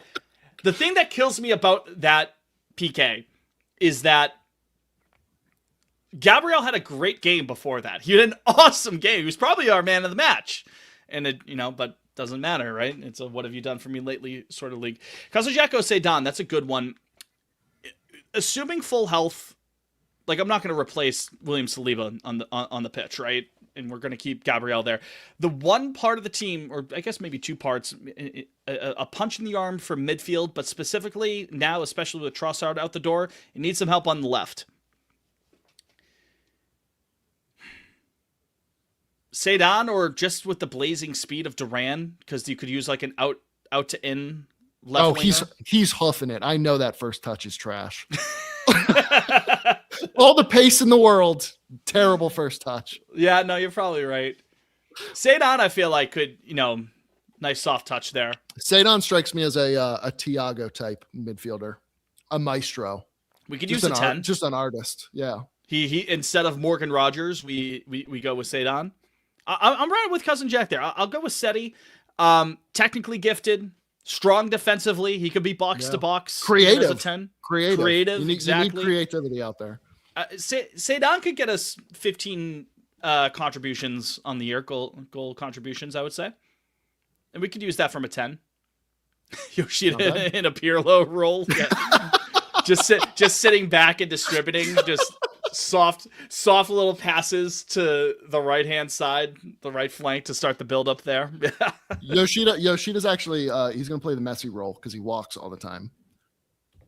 Waits to strike. Yeah. He's just lying in wait. He's an apex predator. The Walker. The Walker. Exactly. And so the second question from Dan for myself, I'm in a convenience store with $5.64. What am I buying? Ooh. I'm going to go with a Coke Zero, but the recent Coke products with the Panini cards underneath the label, because I still need to fill out that page of the Coke stickers. Running out of time. So yeah, I know. It's not getting finished by July 19th. I still need so many. So I'll take one of those, and I don't know. That probably puts me at. I probably got like $2, and I'll peg that at $3. Let's say I got $2.64 left. You got to check for inflation though. Maybe give me I don't know. Give me just some gum. Yeah, I'll get some 5 gum at the register. I was gonna ask what kind of gum. Yeah, just some 5 gum at the register. I don't know. It's a road trip or something. I need some gum. Yeah. Okay. Yeah, we'll do that.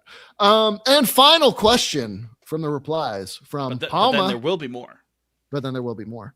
If you could only eat one kind of sandwich for the rest of your life, what would it be? You can eat other stuff, but if it's a sandwich, it can only be this specific type. Thanks. I'll hang up and listen. Thanks, Palma.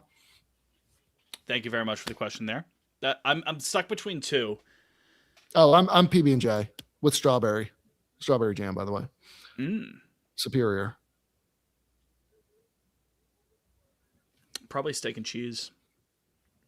I could eat a steak and cheese just about any day. I was between that or the meatball subs, specifically the ones at the Common Market in Quincy that use baguettes, like toasted baguettes. Like they're. Oh, you're really classing it up. Good, yeah. Good, see, right? I think I'd get tired of that. I wouldn't. No, a PB&J is eternal. Yeah, PB&J is easy, I suppose. That's eternal. Good. Right? Don't overthink it kind of deal. Peanut butter and fluff. Oh. Peanut butter and fluff, yeah. Haven't had a peanut butter and fluff since Nam. Used to house those as a kid all the time. Trust me, I got some fluff in the pantry right now. I'm coming over, brother. It's delicious. I'll go steak and cheese. Okay. I could always eat a steak and cheese. Fairs. Long story short, yeah. Fairs. Is a hot dog a sandwich? I don't know if we ever had this question before. It's a hot dog a sandwich, folks. My favorite is cereal soup. Oh God, ice soup. Cereal is. No, I don't want to get. I don't. That's a whole can of worms that we'll get into. I haven't considered that question, Fitz.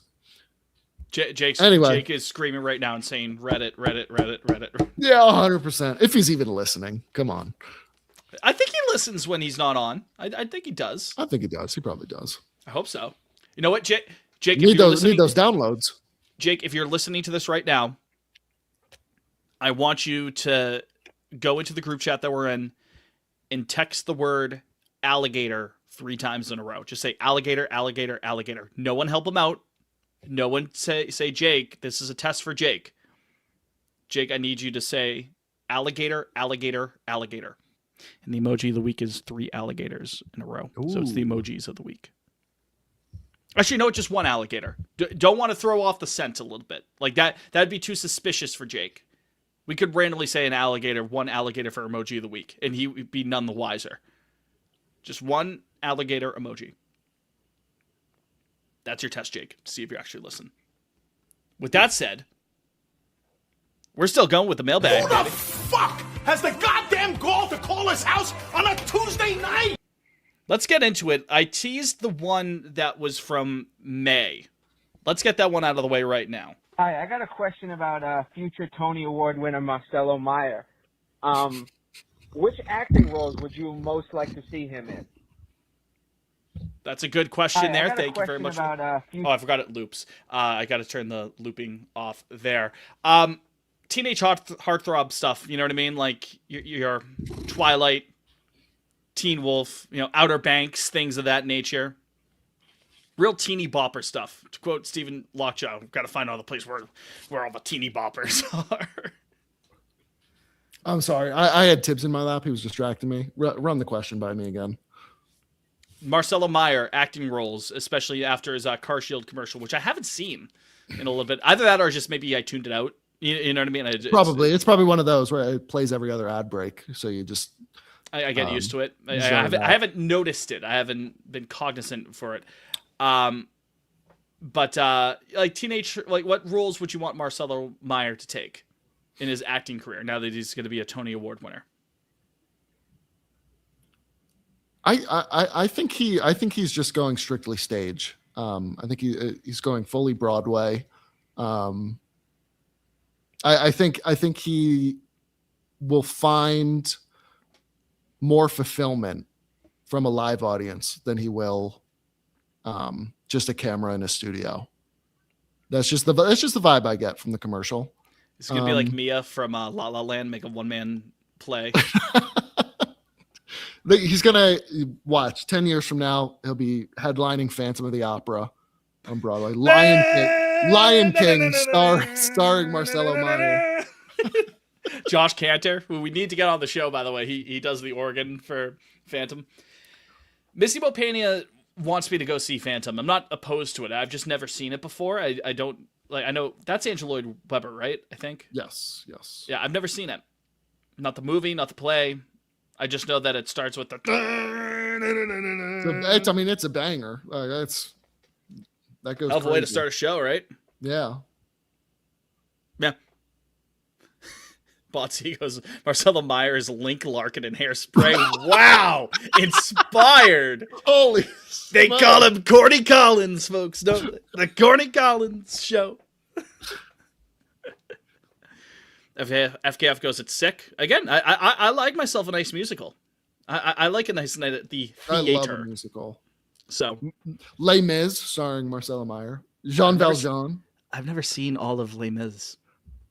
Dude, the 2012 film gets so much shit, but I love it. I've seen more YouTube poops of the "And I'm Javel." Like I've seen more of that than I actually think I have of the rest of the music. I know it happens, and just like from cultural osmosis, like of course just being around people, I know like the deal point. Of dreaming, a dream to dream, things of that nature. The like the Lobster Diner sketch from SNL, and what I know that's a big Les Mis reference that probably goes on because I haven't seen all of Les Mis. I don't know what to tell you. It's special, man.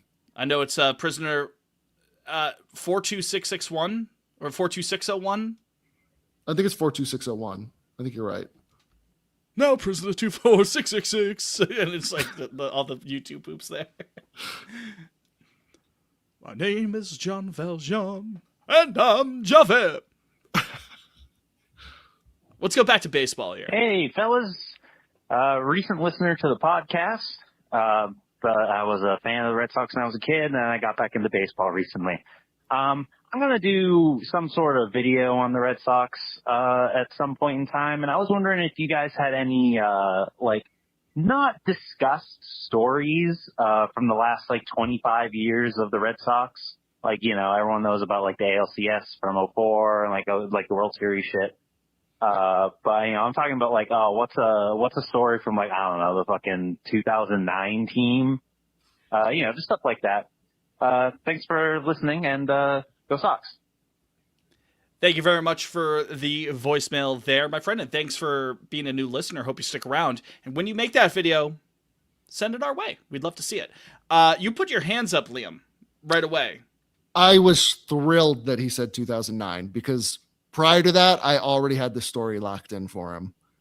I need a deep dive or an oral history of the incident between Jason Varitek and Nick Green over. Wow, that's a good one. I need to know what happened. I think about it once a week, and I'm pretty sure Tech had been seeing her. Long story short, I'm pretty sure Tech had been seeing her on and off. And then hashtag her. Hashtag her. And then I don't know if Nick Green was just coming on too strong, or they actually hung out sometime. But I think like punches were thrown in the clubhouse is what I remember. Or at least, I mean, that was the scuttlebutt. I'm sure it got blown out of proportion. But I've always wanted to know what went on there, because it's a good one. It is so funny to me. Like Nick Green, of all people, at the center of clubhouse drama. Yeah, that's my recommendation. I wonder if there's any story that you could have behind the affable Cody Ross and the friendly Mike Avila's letter in 2012. There's probably so much that may have already been like, and is there enough to do a full video on that? I'm not sure. Like don't go into like, oh, the chicken and beer, like that's been done. What I mean? It's been done. But like, is there an oral history on Theo Epstein trying to escape Fenway in a gorilla suit? Maybe. I don't know. That could be great. The one that jumped out to me would be a deep dive specifically on the 2008 Red Sox. Because I think I've said it on the program before, but I'll say it again. There was a very real chance that the 08 Red Sox team would have been the 07 Red Sox team. The 08 Sox were incredible. I'll never forget. Team. I feel like every time we talk about 08, I immediately think of Francona's book. In it, he says the 08 team was the most talented roster he had when he was the manager here. That's a great way to frame the start of the video, to be like, hey, here's this guy who won multiple titles with the same franchise, including the one that broke like perhaps the most notorious curse in American sports history, right? The 86-year curse, which, by the way, always so funny that the White Sox had it bookended on both years to have it like 1 year before it started, 1 year after it ended, and everyone's still like, nah, 86 years, it's still crazier. But the point is, to have that come from Tito and be like, no, yeah, like the 08 team was legit. That crazy American League championship series with Tampa, Matt Garza. that 8 I can't believe it's almost been 20 years. Right? Just his name. The comeback game. Joe Castiglione at the end of the game going 8-7. That would have been an all-time. Like that gets forgotten about because obviously they didn't win the series. TD and the chat goes, Theo broke 2 curses, fellas. We're talking about Tito. If I said Theo, my apologies. I was talking about Francona. But yes, of course, he was also the guy driving the ship for the Cubs. But like that 08 season was wild. They started in Japan. The amount of travel they had to do. Remember, they started in Japan with actual games against Oakland, and then they went to LA at the Coliseum. Oh, that's right. That was the same spring season. Training games. Yeah, that was 08. That was a crazy season. They rolled with all those punches there. That's Daisuke's third place Cy Young year. Yeah, they were a damn good team, and that could have been the start, or that could have been the defining title for what you would consider a dynasty at the time. Because you got 04, obviously 05 and 06 you drop, but 07 and 08, that's 3 and 5 years. That's enough to call it a dynasty for me, I would say. I would call the 2010s Giants 3 out of 5. I'd call that a dynastic run. You know what I mean? I think people in the would still say the 2000s was the decade of the Yankees because they won in 2000. They won another pennant in 01 and 03. Then they won a title in 09. No one matched their 2. So if you had 3 in the 2000s, no one matched their 2. Or no one beat their 2, excuse me. Yeah, people matched their 2. I misspoke there. Speaking all over the place. You know what I mean? But yeah, the 2009, but then with a couple of pennants that they had, that would be enough for a lot of people to say, like, oh yeah, the Yankees were still probably the team of the 2000s. Whether or not you agree with that, that's up to you. But if they had won in 08, because they would have beaten the Phillies. I'm convinced. I know that Phillies team was great. If they had gone by Tampa, they would have been Philly and won back-to-back. So if there's not a deep dive on that 08 team, I'd be very fascinated to hear about that team. TD goes, can we talk about some potential trades, fellas? We will in the coming weeks. Let's see what happens. This is a mailbag specific episode here from people who are leaving voicemails and whatnot. Another voicemail. Let's go to Steven here. Hey guys, this is Steven from Los Angeles. Big Red Sox fan. I've been watching from out here for the last 4 or 5 years, and it's been so brutal. I decided at the beginning of this year that I'm just not going to pay attention. I haven't watched a single game. I haven't watched a single pitch. I've seen, the stuff that blows up on social media and everything. I'm still following the pod. You guys are great. I don't know when this was recorded, but thank you for still following it. I'm seeing all this hype, the win streak. I watched Wilson Contreras in the home run derby. That was great. Love the home run derby, even though nobody knows how to broadcast it. Yes. Should I get into this team? Should I stay away? Should I actually watch the Red Sox? I don't watch the Dodgers. I can't stomach watching the Dodgers. It's just still too much there. But yeah, should I give me a reason that you guys think I should watch this team? What do you guys think? You guys are the best. Peace. I appreciate the kind words there, Steven. Thank you very much for listening along out on the West Coast. And yeah, I mean, the Dodgers are the Dodgers. Keep watching the Dodgers, I would say. But one might say that, there is beauty in the pain sometimes, in the struggle. If you're coming through the hard times with us and you still come out on the other side, that's when we can joyously celebrate together. The 1975 have a great song. It's called Sincerity is Scary. It's about being vulnerable and being sincere can be scary. It's easier to kind of shelter yourself off in a postmodern way, as Matty Healy puts it. Let yourself be vulnerable, Stephen. Open yourself to this. And if it doesn't work, it doesn't work. But you know what? At least you've got folks like us riding through this with you together. This community, this Red Sox community. And if it works out, you're going to be so glad you did. I will say to Steven, because this is my mindset as well going into the second half. Let's see how this homestand goes. I think that's fair. And we'll take it from there. At the very least, let's all get behind them for this homestand. They've earned that much. Are they still 2 games under? Yes. But signs of life are there. There is a pulse.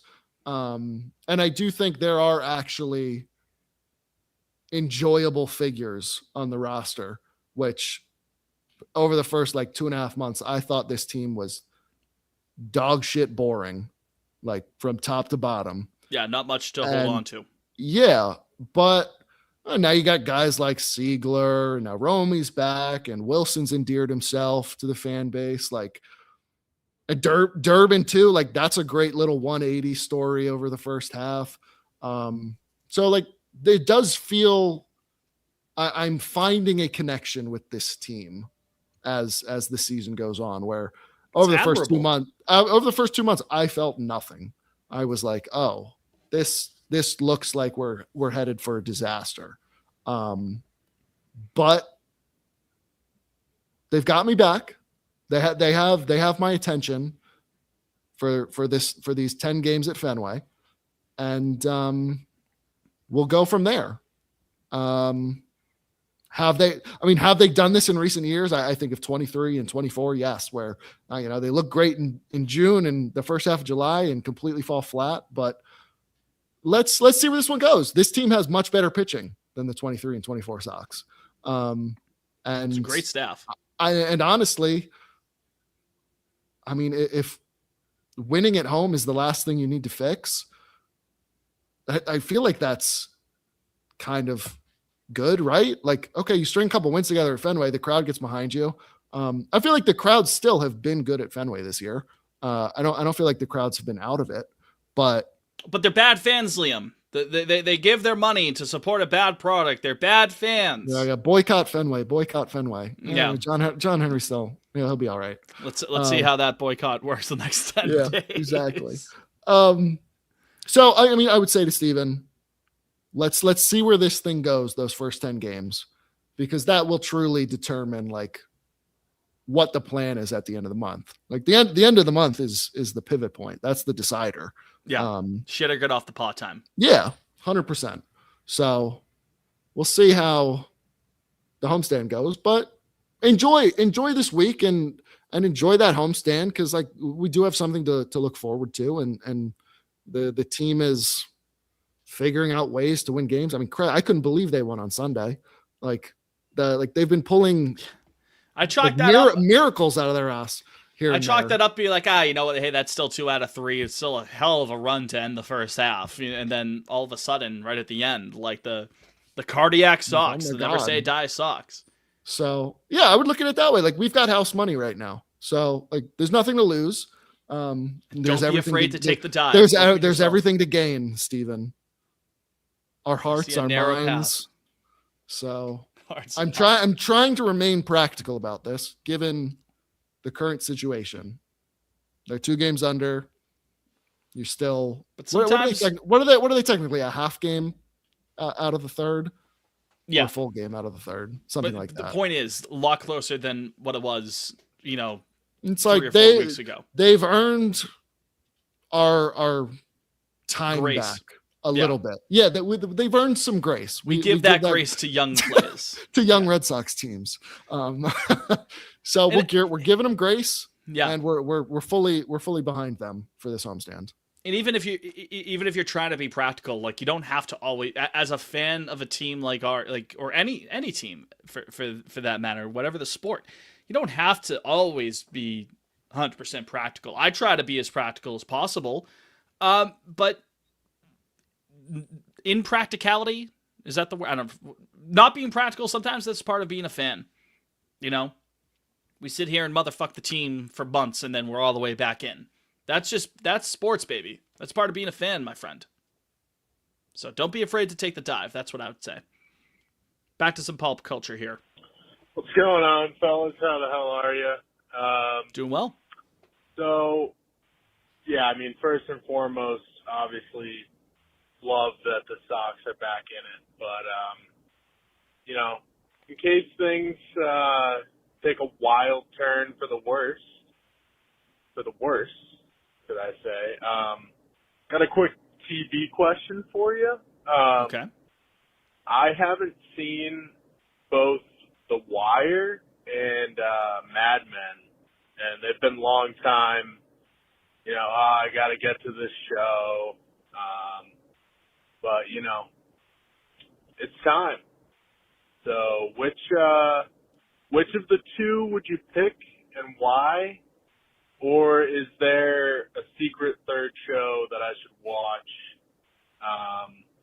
I guess just take a gamble on if I've seen it or not. Maybe I haven't. Yeah. Thanks, fellas. Absolutely. Liam, I mean, you as a proud Baltimore representer, you've seen The Wire. I haven't. You haven't seen The Wire? I've seen episodes here and there. And wow, that's shocking. Much like your Les Mis conversation, like I've picked up bits and pieces, but fair enough. I've never sat down to watch it start to finish. Well, I can tell you for a fact, Jake would say Mad Men. He loves Mad Men. I've actually never seen Mad Men, so I can't speak to it. I've heard it's amazing. Missy Mopena has seen it. She thought it was great. No, this is the perfect question for Jake. I also haven't. I've watched, I think, maybe the first 2 episodes of Mad Men. I've seen The Wire twice. I think it's the best show ever. Typical white guy thing to say, right? Oh, the Wire is the greatest show ever. Ooh. No, The Wire is fantastic. The Wire, I will say, is a bit of a slow burn. Might have to put your phone down a bit. They don't hold your hand with what they're talking about, but it is that much more rewarding when you actually lock in and to say what I said to Steven, commit yourself, dive in to the show itself. It's wonderful. It's heartbreaking. It's funny at times. It's so well written. You feel a full wide range of emotions, even the very end of the show, like how it wraps up, the spectrum of emotion that you feel, is incredible.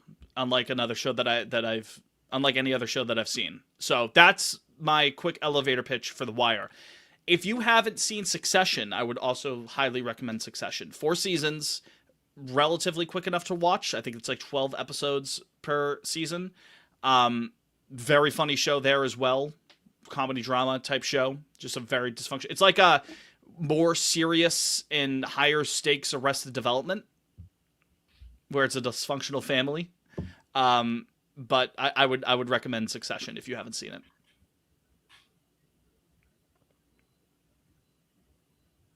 Any Rex, Liam?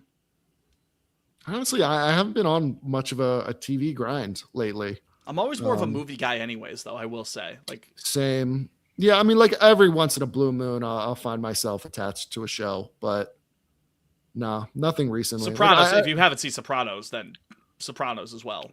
That's a I like The winter Wire watch. more, but do The problem now is the Sox are playing well, so I'm like, I actually feel right. like I want to tune in. So much for the movie club. No. Yeah, eats up my happening. summer nights. So yeah, I couldn't help out much with that one. Let's talk about going back to 500. Good evening, gents. I know word on the street is as soon as she returns, the Sox will be B-word. I don't really think so. I want to propose that we should be one game over 500 in order to officially be B-word, right? If we get to 500, say we're B-word, and we lose the next game, pure pandemonium, rioting in the streets, you may as well nuke Fenway for more of it. But if we're one game over and lose, still 500, still B-word. You make that deal, I make that deal. Let me know your thoughts. Take care. I think that's quite practical. Thank you for the call there. I think that's quite practical. Again, at the start of the show, I was hesitant to throw the B word around like it was nothing, even though it did say your season is resurrected, much like Jesus Christ, who was B word himself. Again, I'm going to bite my tongue on that. I think that's a good rule of thumb, though Liam. Because again, they could hypothetically jump back to 500 and then lose 4 the next 5, and then it's like, well, fuck, you know what I mean? So, I think that makes sense to me. That to actually declare the B word, they need to be a game over. Because I mean, that's I don't mean to cut you off. No. I just think he's right in that. It doesn't matter if you're just 500. It doesn't constitute being back to the proverbial back. Like just because she's around again, like that's great news. But then we could be dancing with her for a month before we actually get away from her. Much like last season, where it took until the run this time last year to actually, leave her at the altar. But let's get her to the altar first, and then take it from there. But I like the first things first mindset of you can't break out the B word until you're game over. I think that's a good rule. Isn't that so much more aesthetically pleasing to see that you are above the high water line there? 100% of one game over 500. Like that, doesn't that kind of make a statement in and of itself? Like after all this time. After all these trials and tribulations, here we stand, and we have still won more games than we have lost. I think that's worthy of B word. I'd say if things go well against Tampa, this could be a generational weekend for the pod Twitter account. It's funny. I mean, like we talk about being back, and I know they're 2 games under, but what? It's the first time they're 2 under since March when they were 1-3, I believe. So like, we're this close. We're on the precipice. If they win 3 more games in a row, it'll be their first time over 500 since opening day. That's it. That's it. Like, opening day, they were 1-0, and that is the best we have been so far this season in terms of win percentage and whatnot. So we get there and we're back. I think that's pretty cut and dry to me. I'm not going to say it, but I mean, you did just say it. Get to 1 over. I think that's a good rule. I do. I think that's a good rule of thumb. Last voicemails here. Friend of the program, Bart, which, by the way, I think I've said it on the show before, only just recently started interacting with Bart on Twitter. I think it's just at SoxBart, right? That's right. Yeah, that's at our SoxBart. He's follow as far he's as I'm our concerned. Atlanta correspondent, our man in the South. Hilarious. Must follow Twitter account. The car wash bit kills me every single time. I love it. He had a question for us here, and he had an addendum to his voicemail as well. Let's take a listen. Hey, Fitz. Hey, Leo. This is Bart. Yeah, I saw your tweet. I just had a question for you guys before the All-Star game tonight. If you guys, what's your go-to karaoke song? Mine personally is Roxanne by the Police. But if you guys were at a karaoke bar will be your go-to song. And if you're willing to, can you give like a 10-second snippet of said song? Appreciate it. I'm looking forward to hearing you guys sing. Go Sox. And then on top of that, hey Fitz, Liam, it's Bart again. I felt like it's unfair to request for you guys to sing, so I'm going to give you a little 10-second snippet of Roxanne, and then you guys can follow it up with whatever your go-to karaoke song is. All right, thanks. Roxanne, you don't have to put on the red lights. Those days are over. You don't have to sell your body to the night. All right, so something like that. I'm really bored, guys. I'm really bored. I need the Sox back. All right, thanks. See you. Thank you for the call there, Bart. I got a couple. I'm not going to give you 10 seconds of every single one that I would pull out there. I like me a little Don't Look Back in Anger. Even before the RBG clip, I have liked doing Tiny Dancer. Most recent time I did it was a year ago on a cruise. I did Unwritten. Ooh. That just gets everybody going. Staring at the blank page before you open up the dirty window. Let the sun illuminate the words that you cannot find. Reaching for something in the distance, so close you can almost taste it. Release your inhibitions. And then if you want the chorus, that'll be part on Lansdowne Karaoke Night. That's Patreon. I gotta prime the pump there a little bit before I go. AKA, I need a couple of drinks before I do a full on. I mean, that makes sense. Fitz, I was not ready. Can I confide in you? Mm-hmm. No, I've never done karaoke. I've never gotten up there. Next, you know what, brother? I'm too afraid. I got Here's stage what we're fright. gonna do. I can't do it. Here's what we're gonna do. You and me and Jake and significant others can come as well. Any perverts who are there, great. We're going to Hong Kong. We're gonna get one of those teriyaki sticks, and we're gonna get maybe the Jello shots as well. We're gonna untighten the screws a little bit, button down the shirt a little bit, let it go. After that guy does Trap Queen by Fetty Wap, that older guy. I have seen those clips of him. I've never done it. I'm ashamed to admit it, but is it like a stage fright thing? Yeah, just can't. I can't. I understand that. It's tough. You know what I mean? Up there. But no, I'd need to be a few deep. I'd need that liquid courage. Otherwise, would you want a friend up there to help you do it? I think a duet would put me. I'll do a duet with you. Like Islands in the Stream, something like that. Take it from there. Don't Go Breaking My Heart. Yeah, I think that would be helpful. I'll even. I don't think I could. I don't think I could get up there on my own.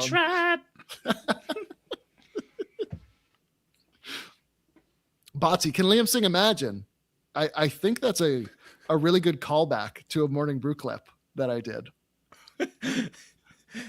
And good economy too. Yeah. That's a good he's got a great memory. Yeah. But yeah. That's all we got for the mailbag though. I'm putting that on ice for Bart. I need it to be a man of integrity and come clean. But when it happens, we'll have footage for you. God, the masculine urge to drink 4 to 5 Guinnesses and just rip Don't Look Back in Anger. Would need that. Love Story would be a good one as well.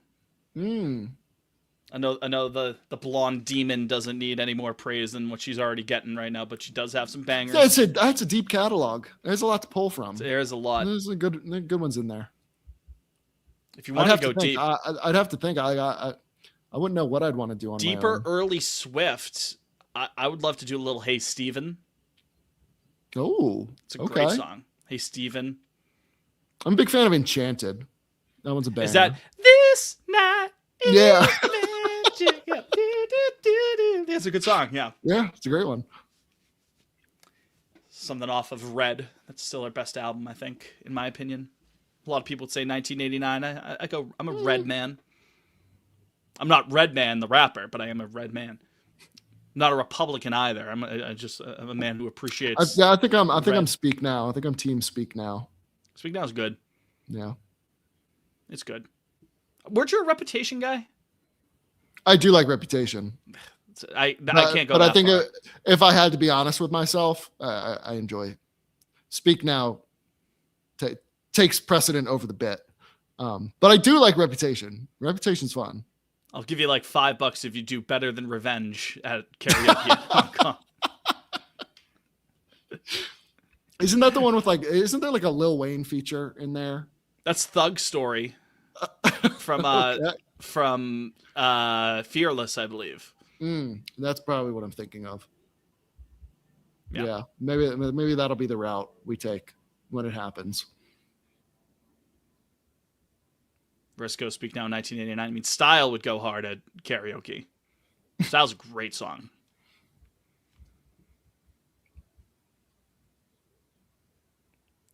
Is that all we got? That's all we got for the mailbag. Is that all we got for the episode itself? That's all I got.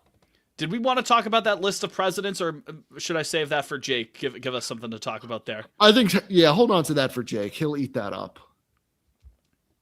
I wanted to get to it, but we're over 2 hours into the show. I know. I can't believe it. Just the two of us. Maybe we do another round of mailbag, because I feel bad. I want Jake to have his bite at the apple here. Then you can ask us. You can ask us. I mean, we'd be save. closing in on 3 hours at this point if it was all three of us. Yeah, be an all-time episode though. I think Yeah, this was a true. great episode, regardless though. Yeah, I always love chatting I with enjoyed my this. pal, my blue hen pal. it was a good mailbag. The two of us. We can make it if we try. Just the two of us. My voice is going a little. I can't hit the high notes. Like I might have to change my go-to karaoke songs to fix my my meter and my. I gotta say, I was range. very impressed with Bart's pipes. He It's sounded tough to great do at the it. He sounded great. Roxanne. It's tough. Well, that's a tough pull.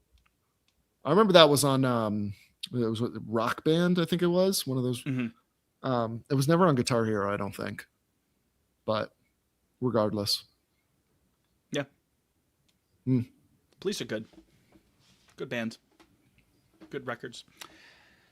Speaking of song of the week, before we wrap up. Oh, I mean, we just rattled off like 30 I know. We just different rattled off a songs. bunch. Put them all on the playlist. Who cares? Ooh, got a tough one this week. It's so funny. I'll go like weeks where I don't listen to any music, and then There are decades where that's the Lennon quote. I never get it right. I never get it verbatim. There are, what is it? There's weeks where decades happen, and I don't know, something like Decades that. where nothing happens. Yeah. Seth Emoji was an alligator. Alligator. Gator chomp.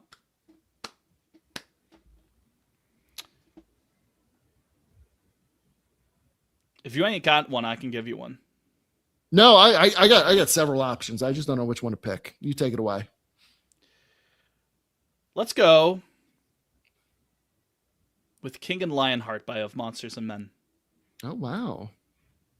I don't think I haven't listened to Monsters and Men in goodness, that first minute. record by Head as an Animal is special. Prime boom stomp clap music. One alligator, Seth, just one. I thought one you said alligator. 3 earlier. No, I changed it to 1 because it Okay. would be too suspicious for Jake. He has to text the words alligator, alligator, alligator to the group okay. to prove that he listened. But if people had 3 alligator emojis in the replies, that could tip him off to that something was afoot. So we have to be innocuous here. We have to be chill here. We got to be like a couple Fonzies. And what's Fonzie? Fonzie's cool. All right, I'm taking Stomp by the Brothers Johnson. Brothers Johnson. Yeah, we're getting funky. You've had some funk in there. Yeah, I love some funk. I would have loved the 70s. Red Sox making it to the World Series. Yeah, That one would kill time. for some disco. The Gold Bust Twins, come on, man. The Gold Dust Twins. I mean, I remember the Herald did a Gold Bust Twins headline for Hanley and Pablo during 2015. And I was like, "What's that reference?" My dad goes, "Oh, that's the Gold Dust Twins were Rice and Lynn." So, I actually regardless, never heard that was their name. yeah, apparently that was a a term of endearment. So There you go. Well, there you have it. Is that going to do it for the episode here? that's it. Go American League, baby. American League supremacy. They're still winning, right? Did I see that Junior broke his finger? I did see that in the chat. I don't know. I didn't actually see the replay yet, though. Getting estimates on it. Check on the timeline. But yeah, still up 3-0. Yeah. The Midsummer Classic, baby. We love our junior circuit. Let's go junior circuit. You know what I just realized? But one last quick thought about the Red Sox. This is the 96th All-Star game. Right? Correct. Barring that we actually do get an All-Star game next year. I mean, I guess it will the anniversary will happen at some point. Fenway's going to get the 100th, aren't they? It's so funny. I was having this conversation with Riss over the weekend, and my theory is Wrigley wants it as well. Wrigley gets it next year. Is that confirmed? Yes. Oh, okay, cool. All right, so Wrigley's next year, I think. Or maybe Oriole it would be Park, 28 if they got a kickback because of I a think potential lockout. Who knows? I'm pegging Oriole Park for the 98th. You're what? Yep, I'm pegging Oriole Park for the Second time 98th you All-Star did that on the game. show. Yeah. And then I think it's going to be, as long as there's no lockout next year, it's going to be Fenway for the 99th and Yankee Stadium for the 100th. Oh, Yeah. 3 straight American League East. Listen, Oriole Park hasn't had it in over 30 years now. Yeah, longer. Yeah. And you're like, that's a gem. It's a major league gem. Gem alert. How is that not held an All-Star game? Is that is that an informed take of yours? Do you have sources on the inside? No, it's not anything I've heard, but the Orioles have been trying for the past decade to I don't think it's been like an aggressive pitch, but they've been like, hey, it's time. Yeah. Other ballparks have hosted it multiple times since they've had it. Yeah, Seattle's had it a couple of times. Yeah, since. it's like, okay. Atlanta's had it a couple of times since. Exactly. Colorado, if I'm not mistaken. Probably. Yeah. If they had it in the late 90s, yeah.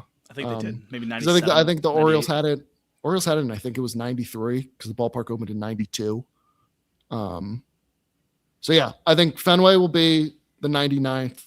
There'll also be the 30th anniversary of the 99 All-Star game. So good point. As long as there's no lockout. Yeah. And then they'll give it to the Yanks for the 100th because the new Yankee Stadium hasn't hosted one yet. The Yankees. Yeah.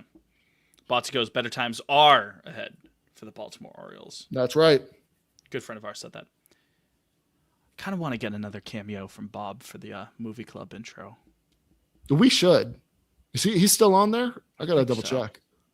We'll get estimates. Certainly don't get one from Bryce. God. He releases a statement. I'm not a fan of this podcast, actually. I had no idea that they went into bits about Smiley and Donald Trump hanging out. But no, that'll do it for this edition of Pod on Lansdowne. We thank you very much for listening, and a big thank you to everyone who submitted questions for the mailbag. We might even do it again next week because I want to get a mailbag in there with Jake potentially. Hear his thoughts on some things. In the meantime, again, thank you for listening. Do not forget to hit subscribe on YouTube if you haven't already.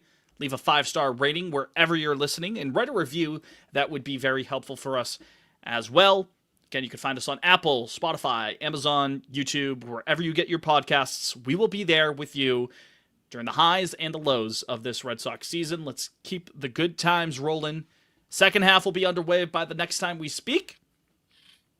Let's hope we have a lot more good stuff to talk about. Until then, for Jake and Parts Unknown, for Liam, safe travels to you, friend, going over to Ireland. Are you missing? You're missing 2 episodes or 1? It may end up being 2 because as soon as I get back, I have to go to New York for work. So no one wants to work anymore. Yeah, it's tough. I'm Fitz. You're you. Go Sox. And obey your mother.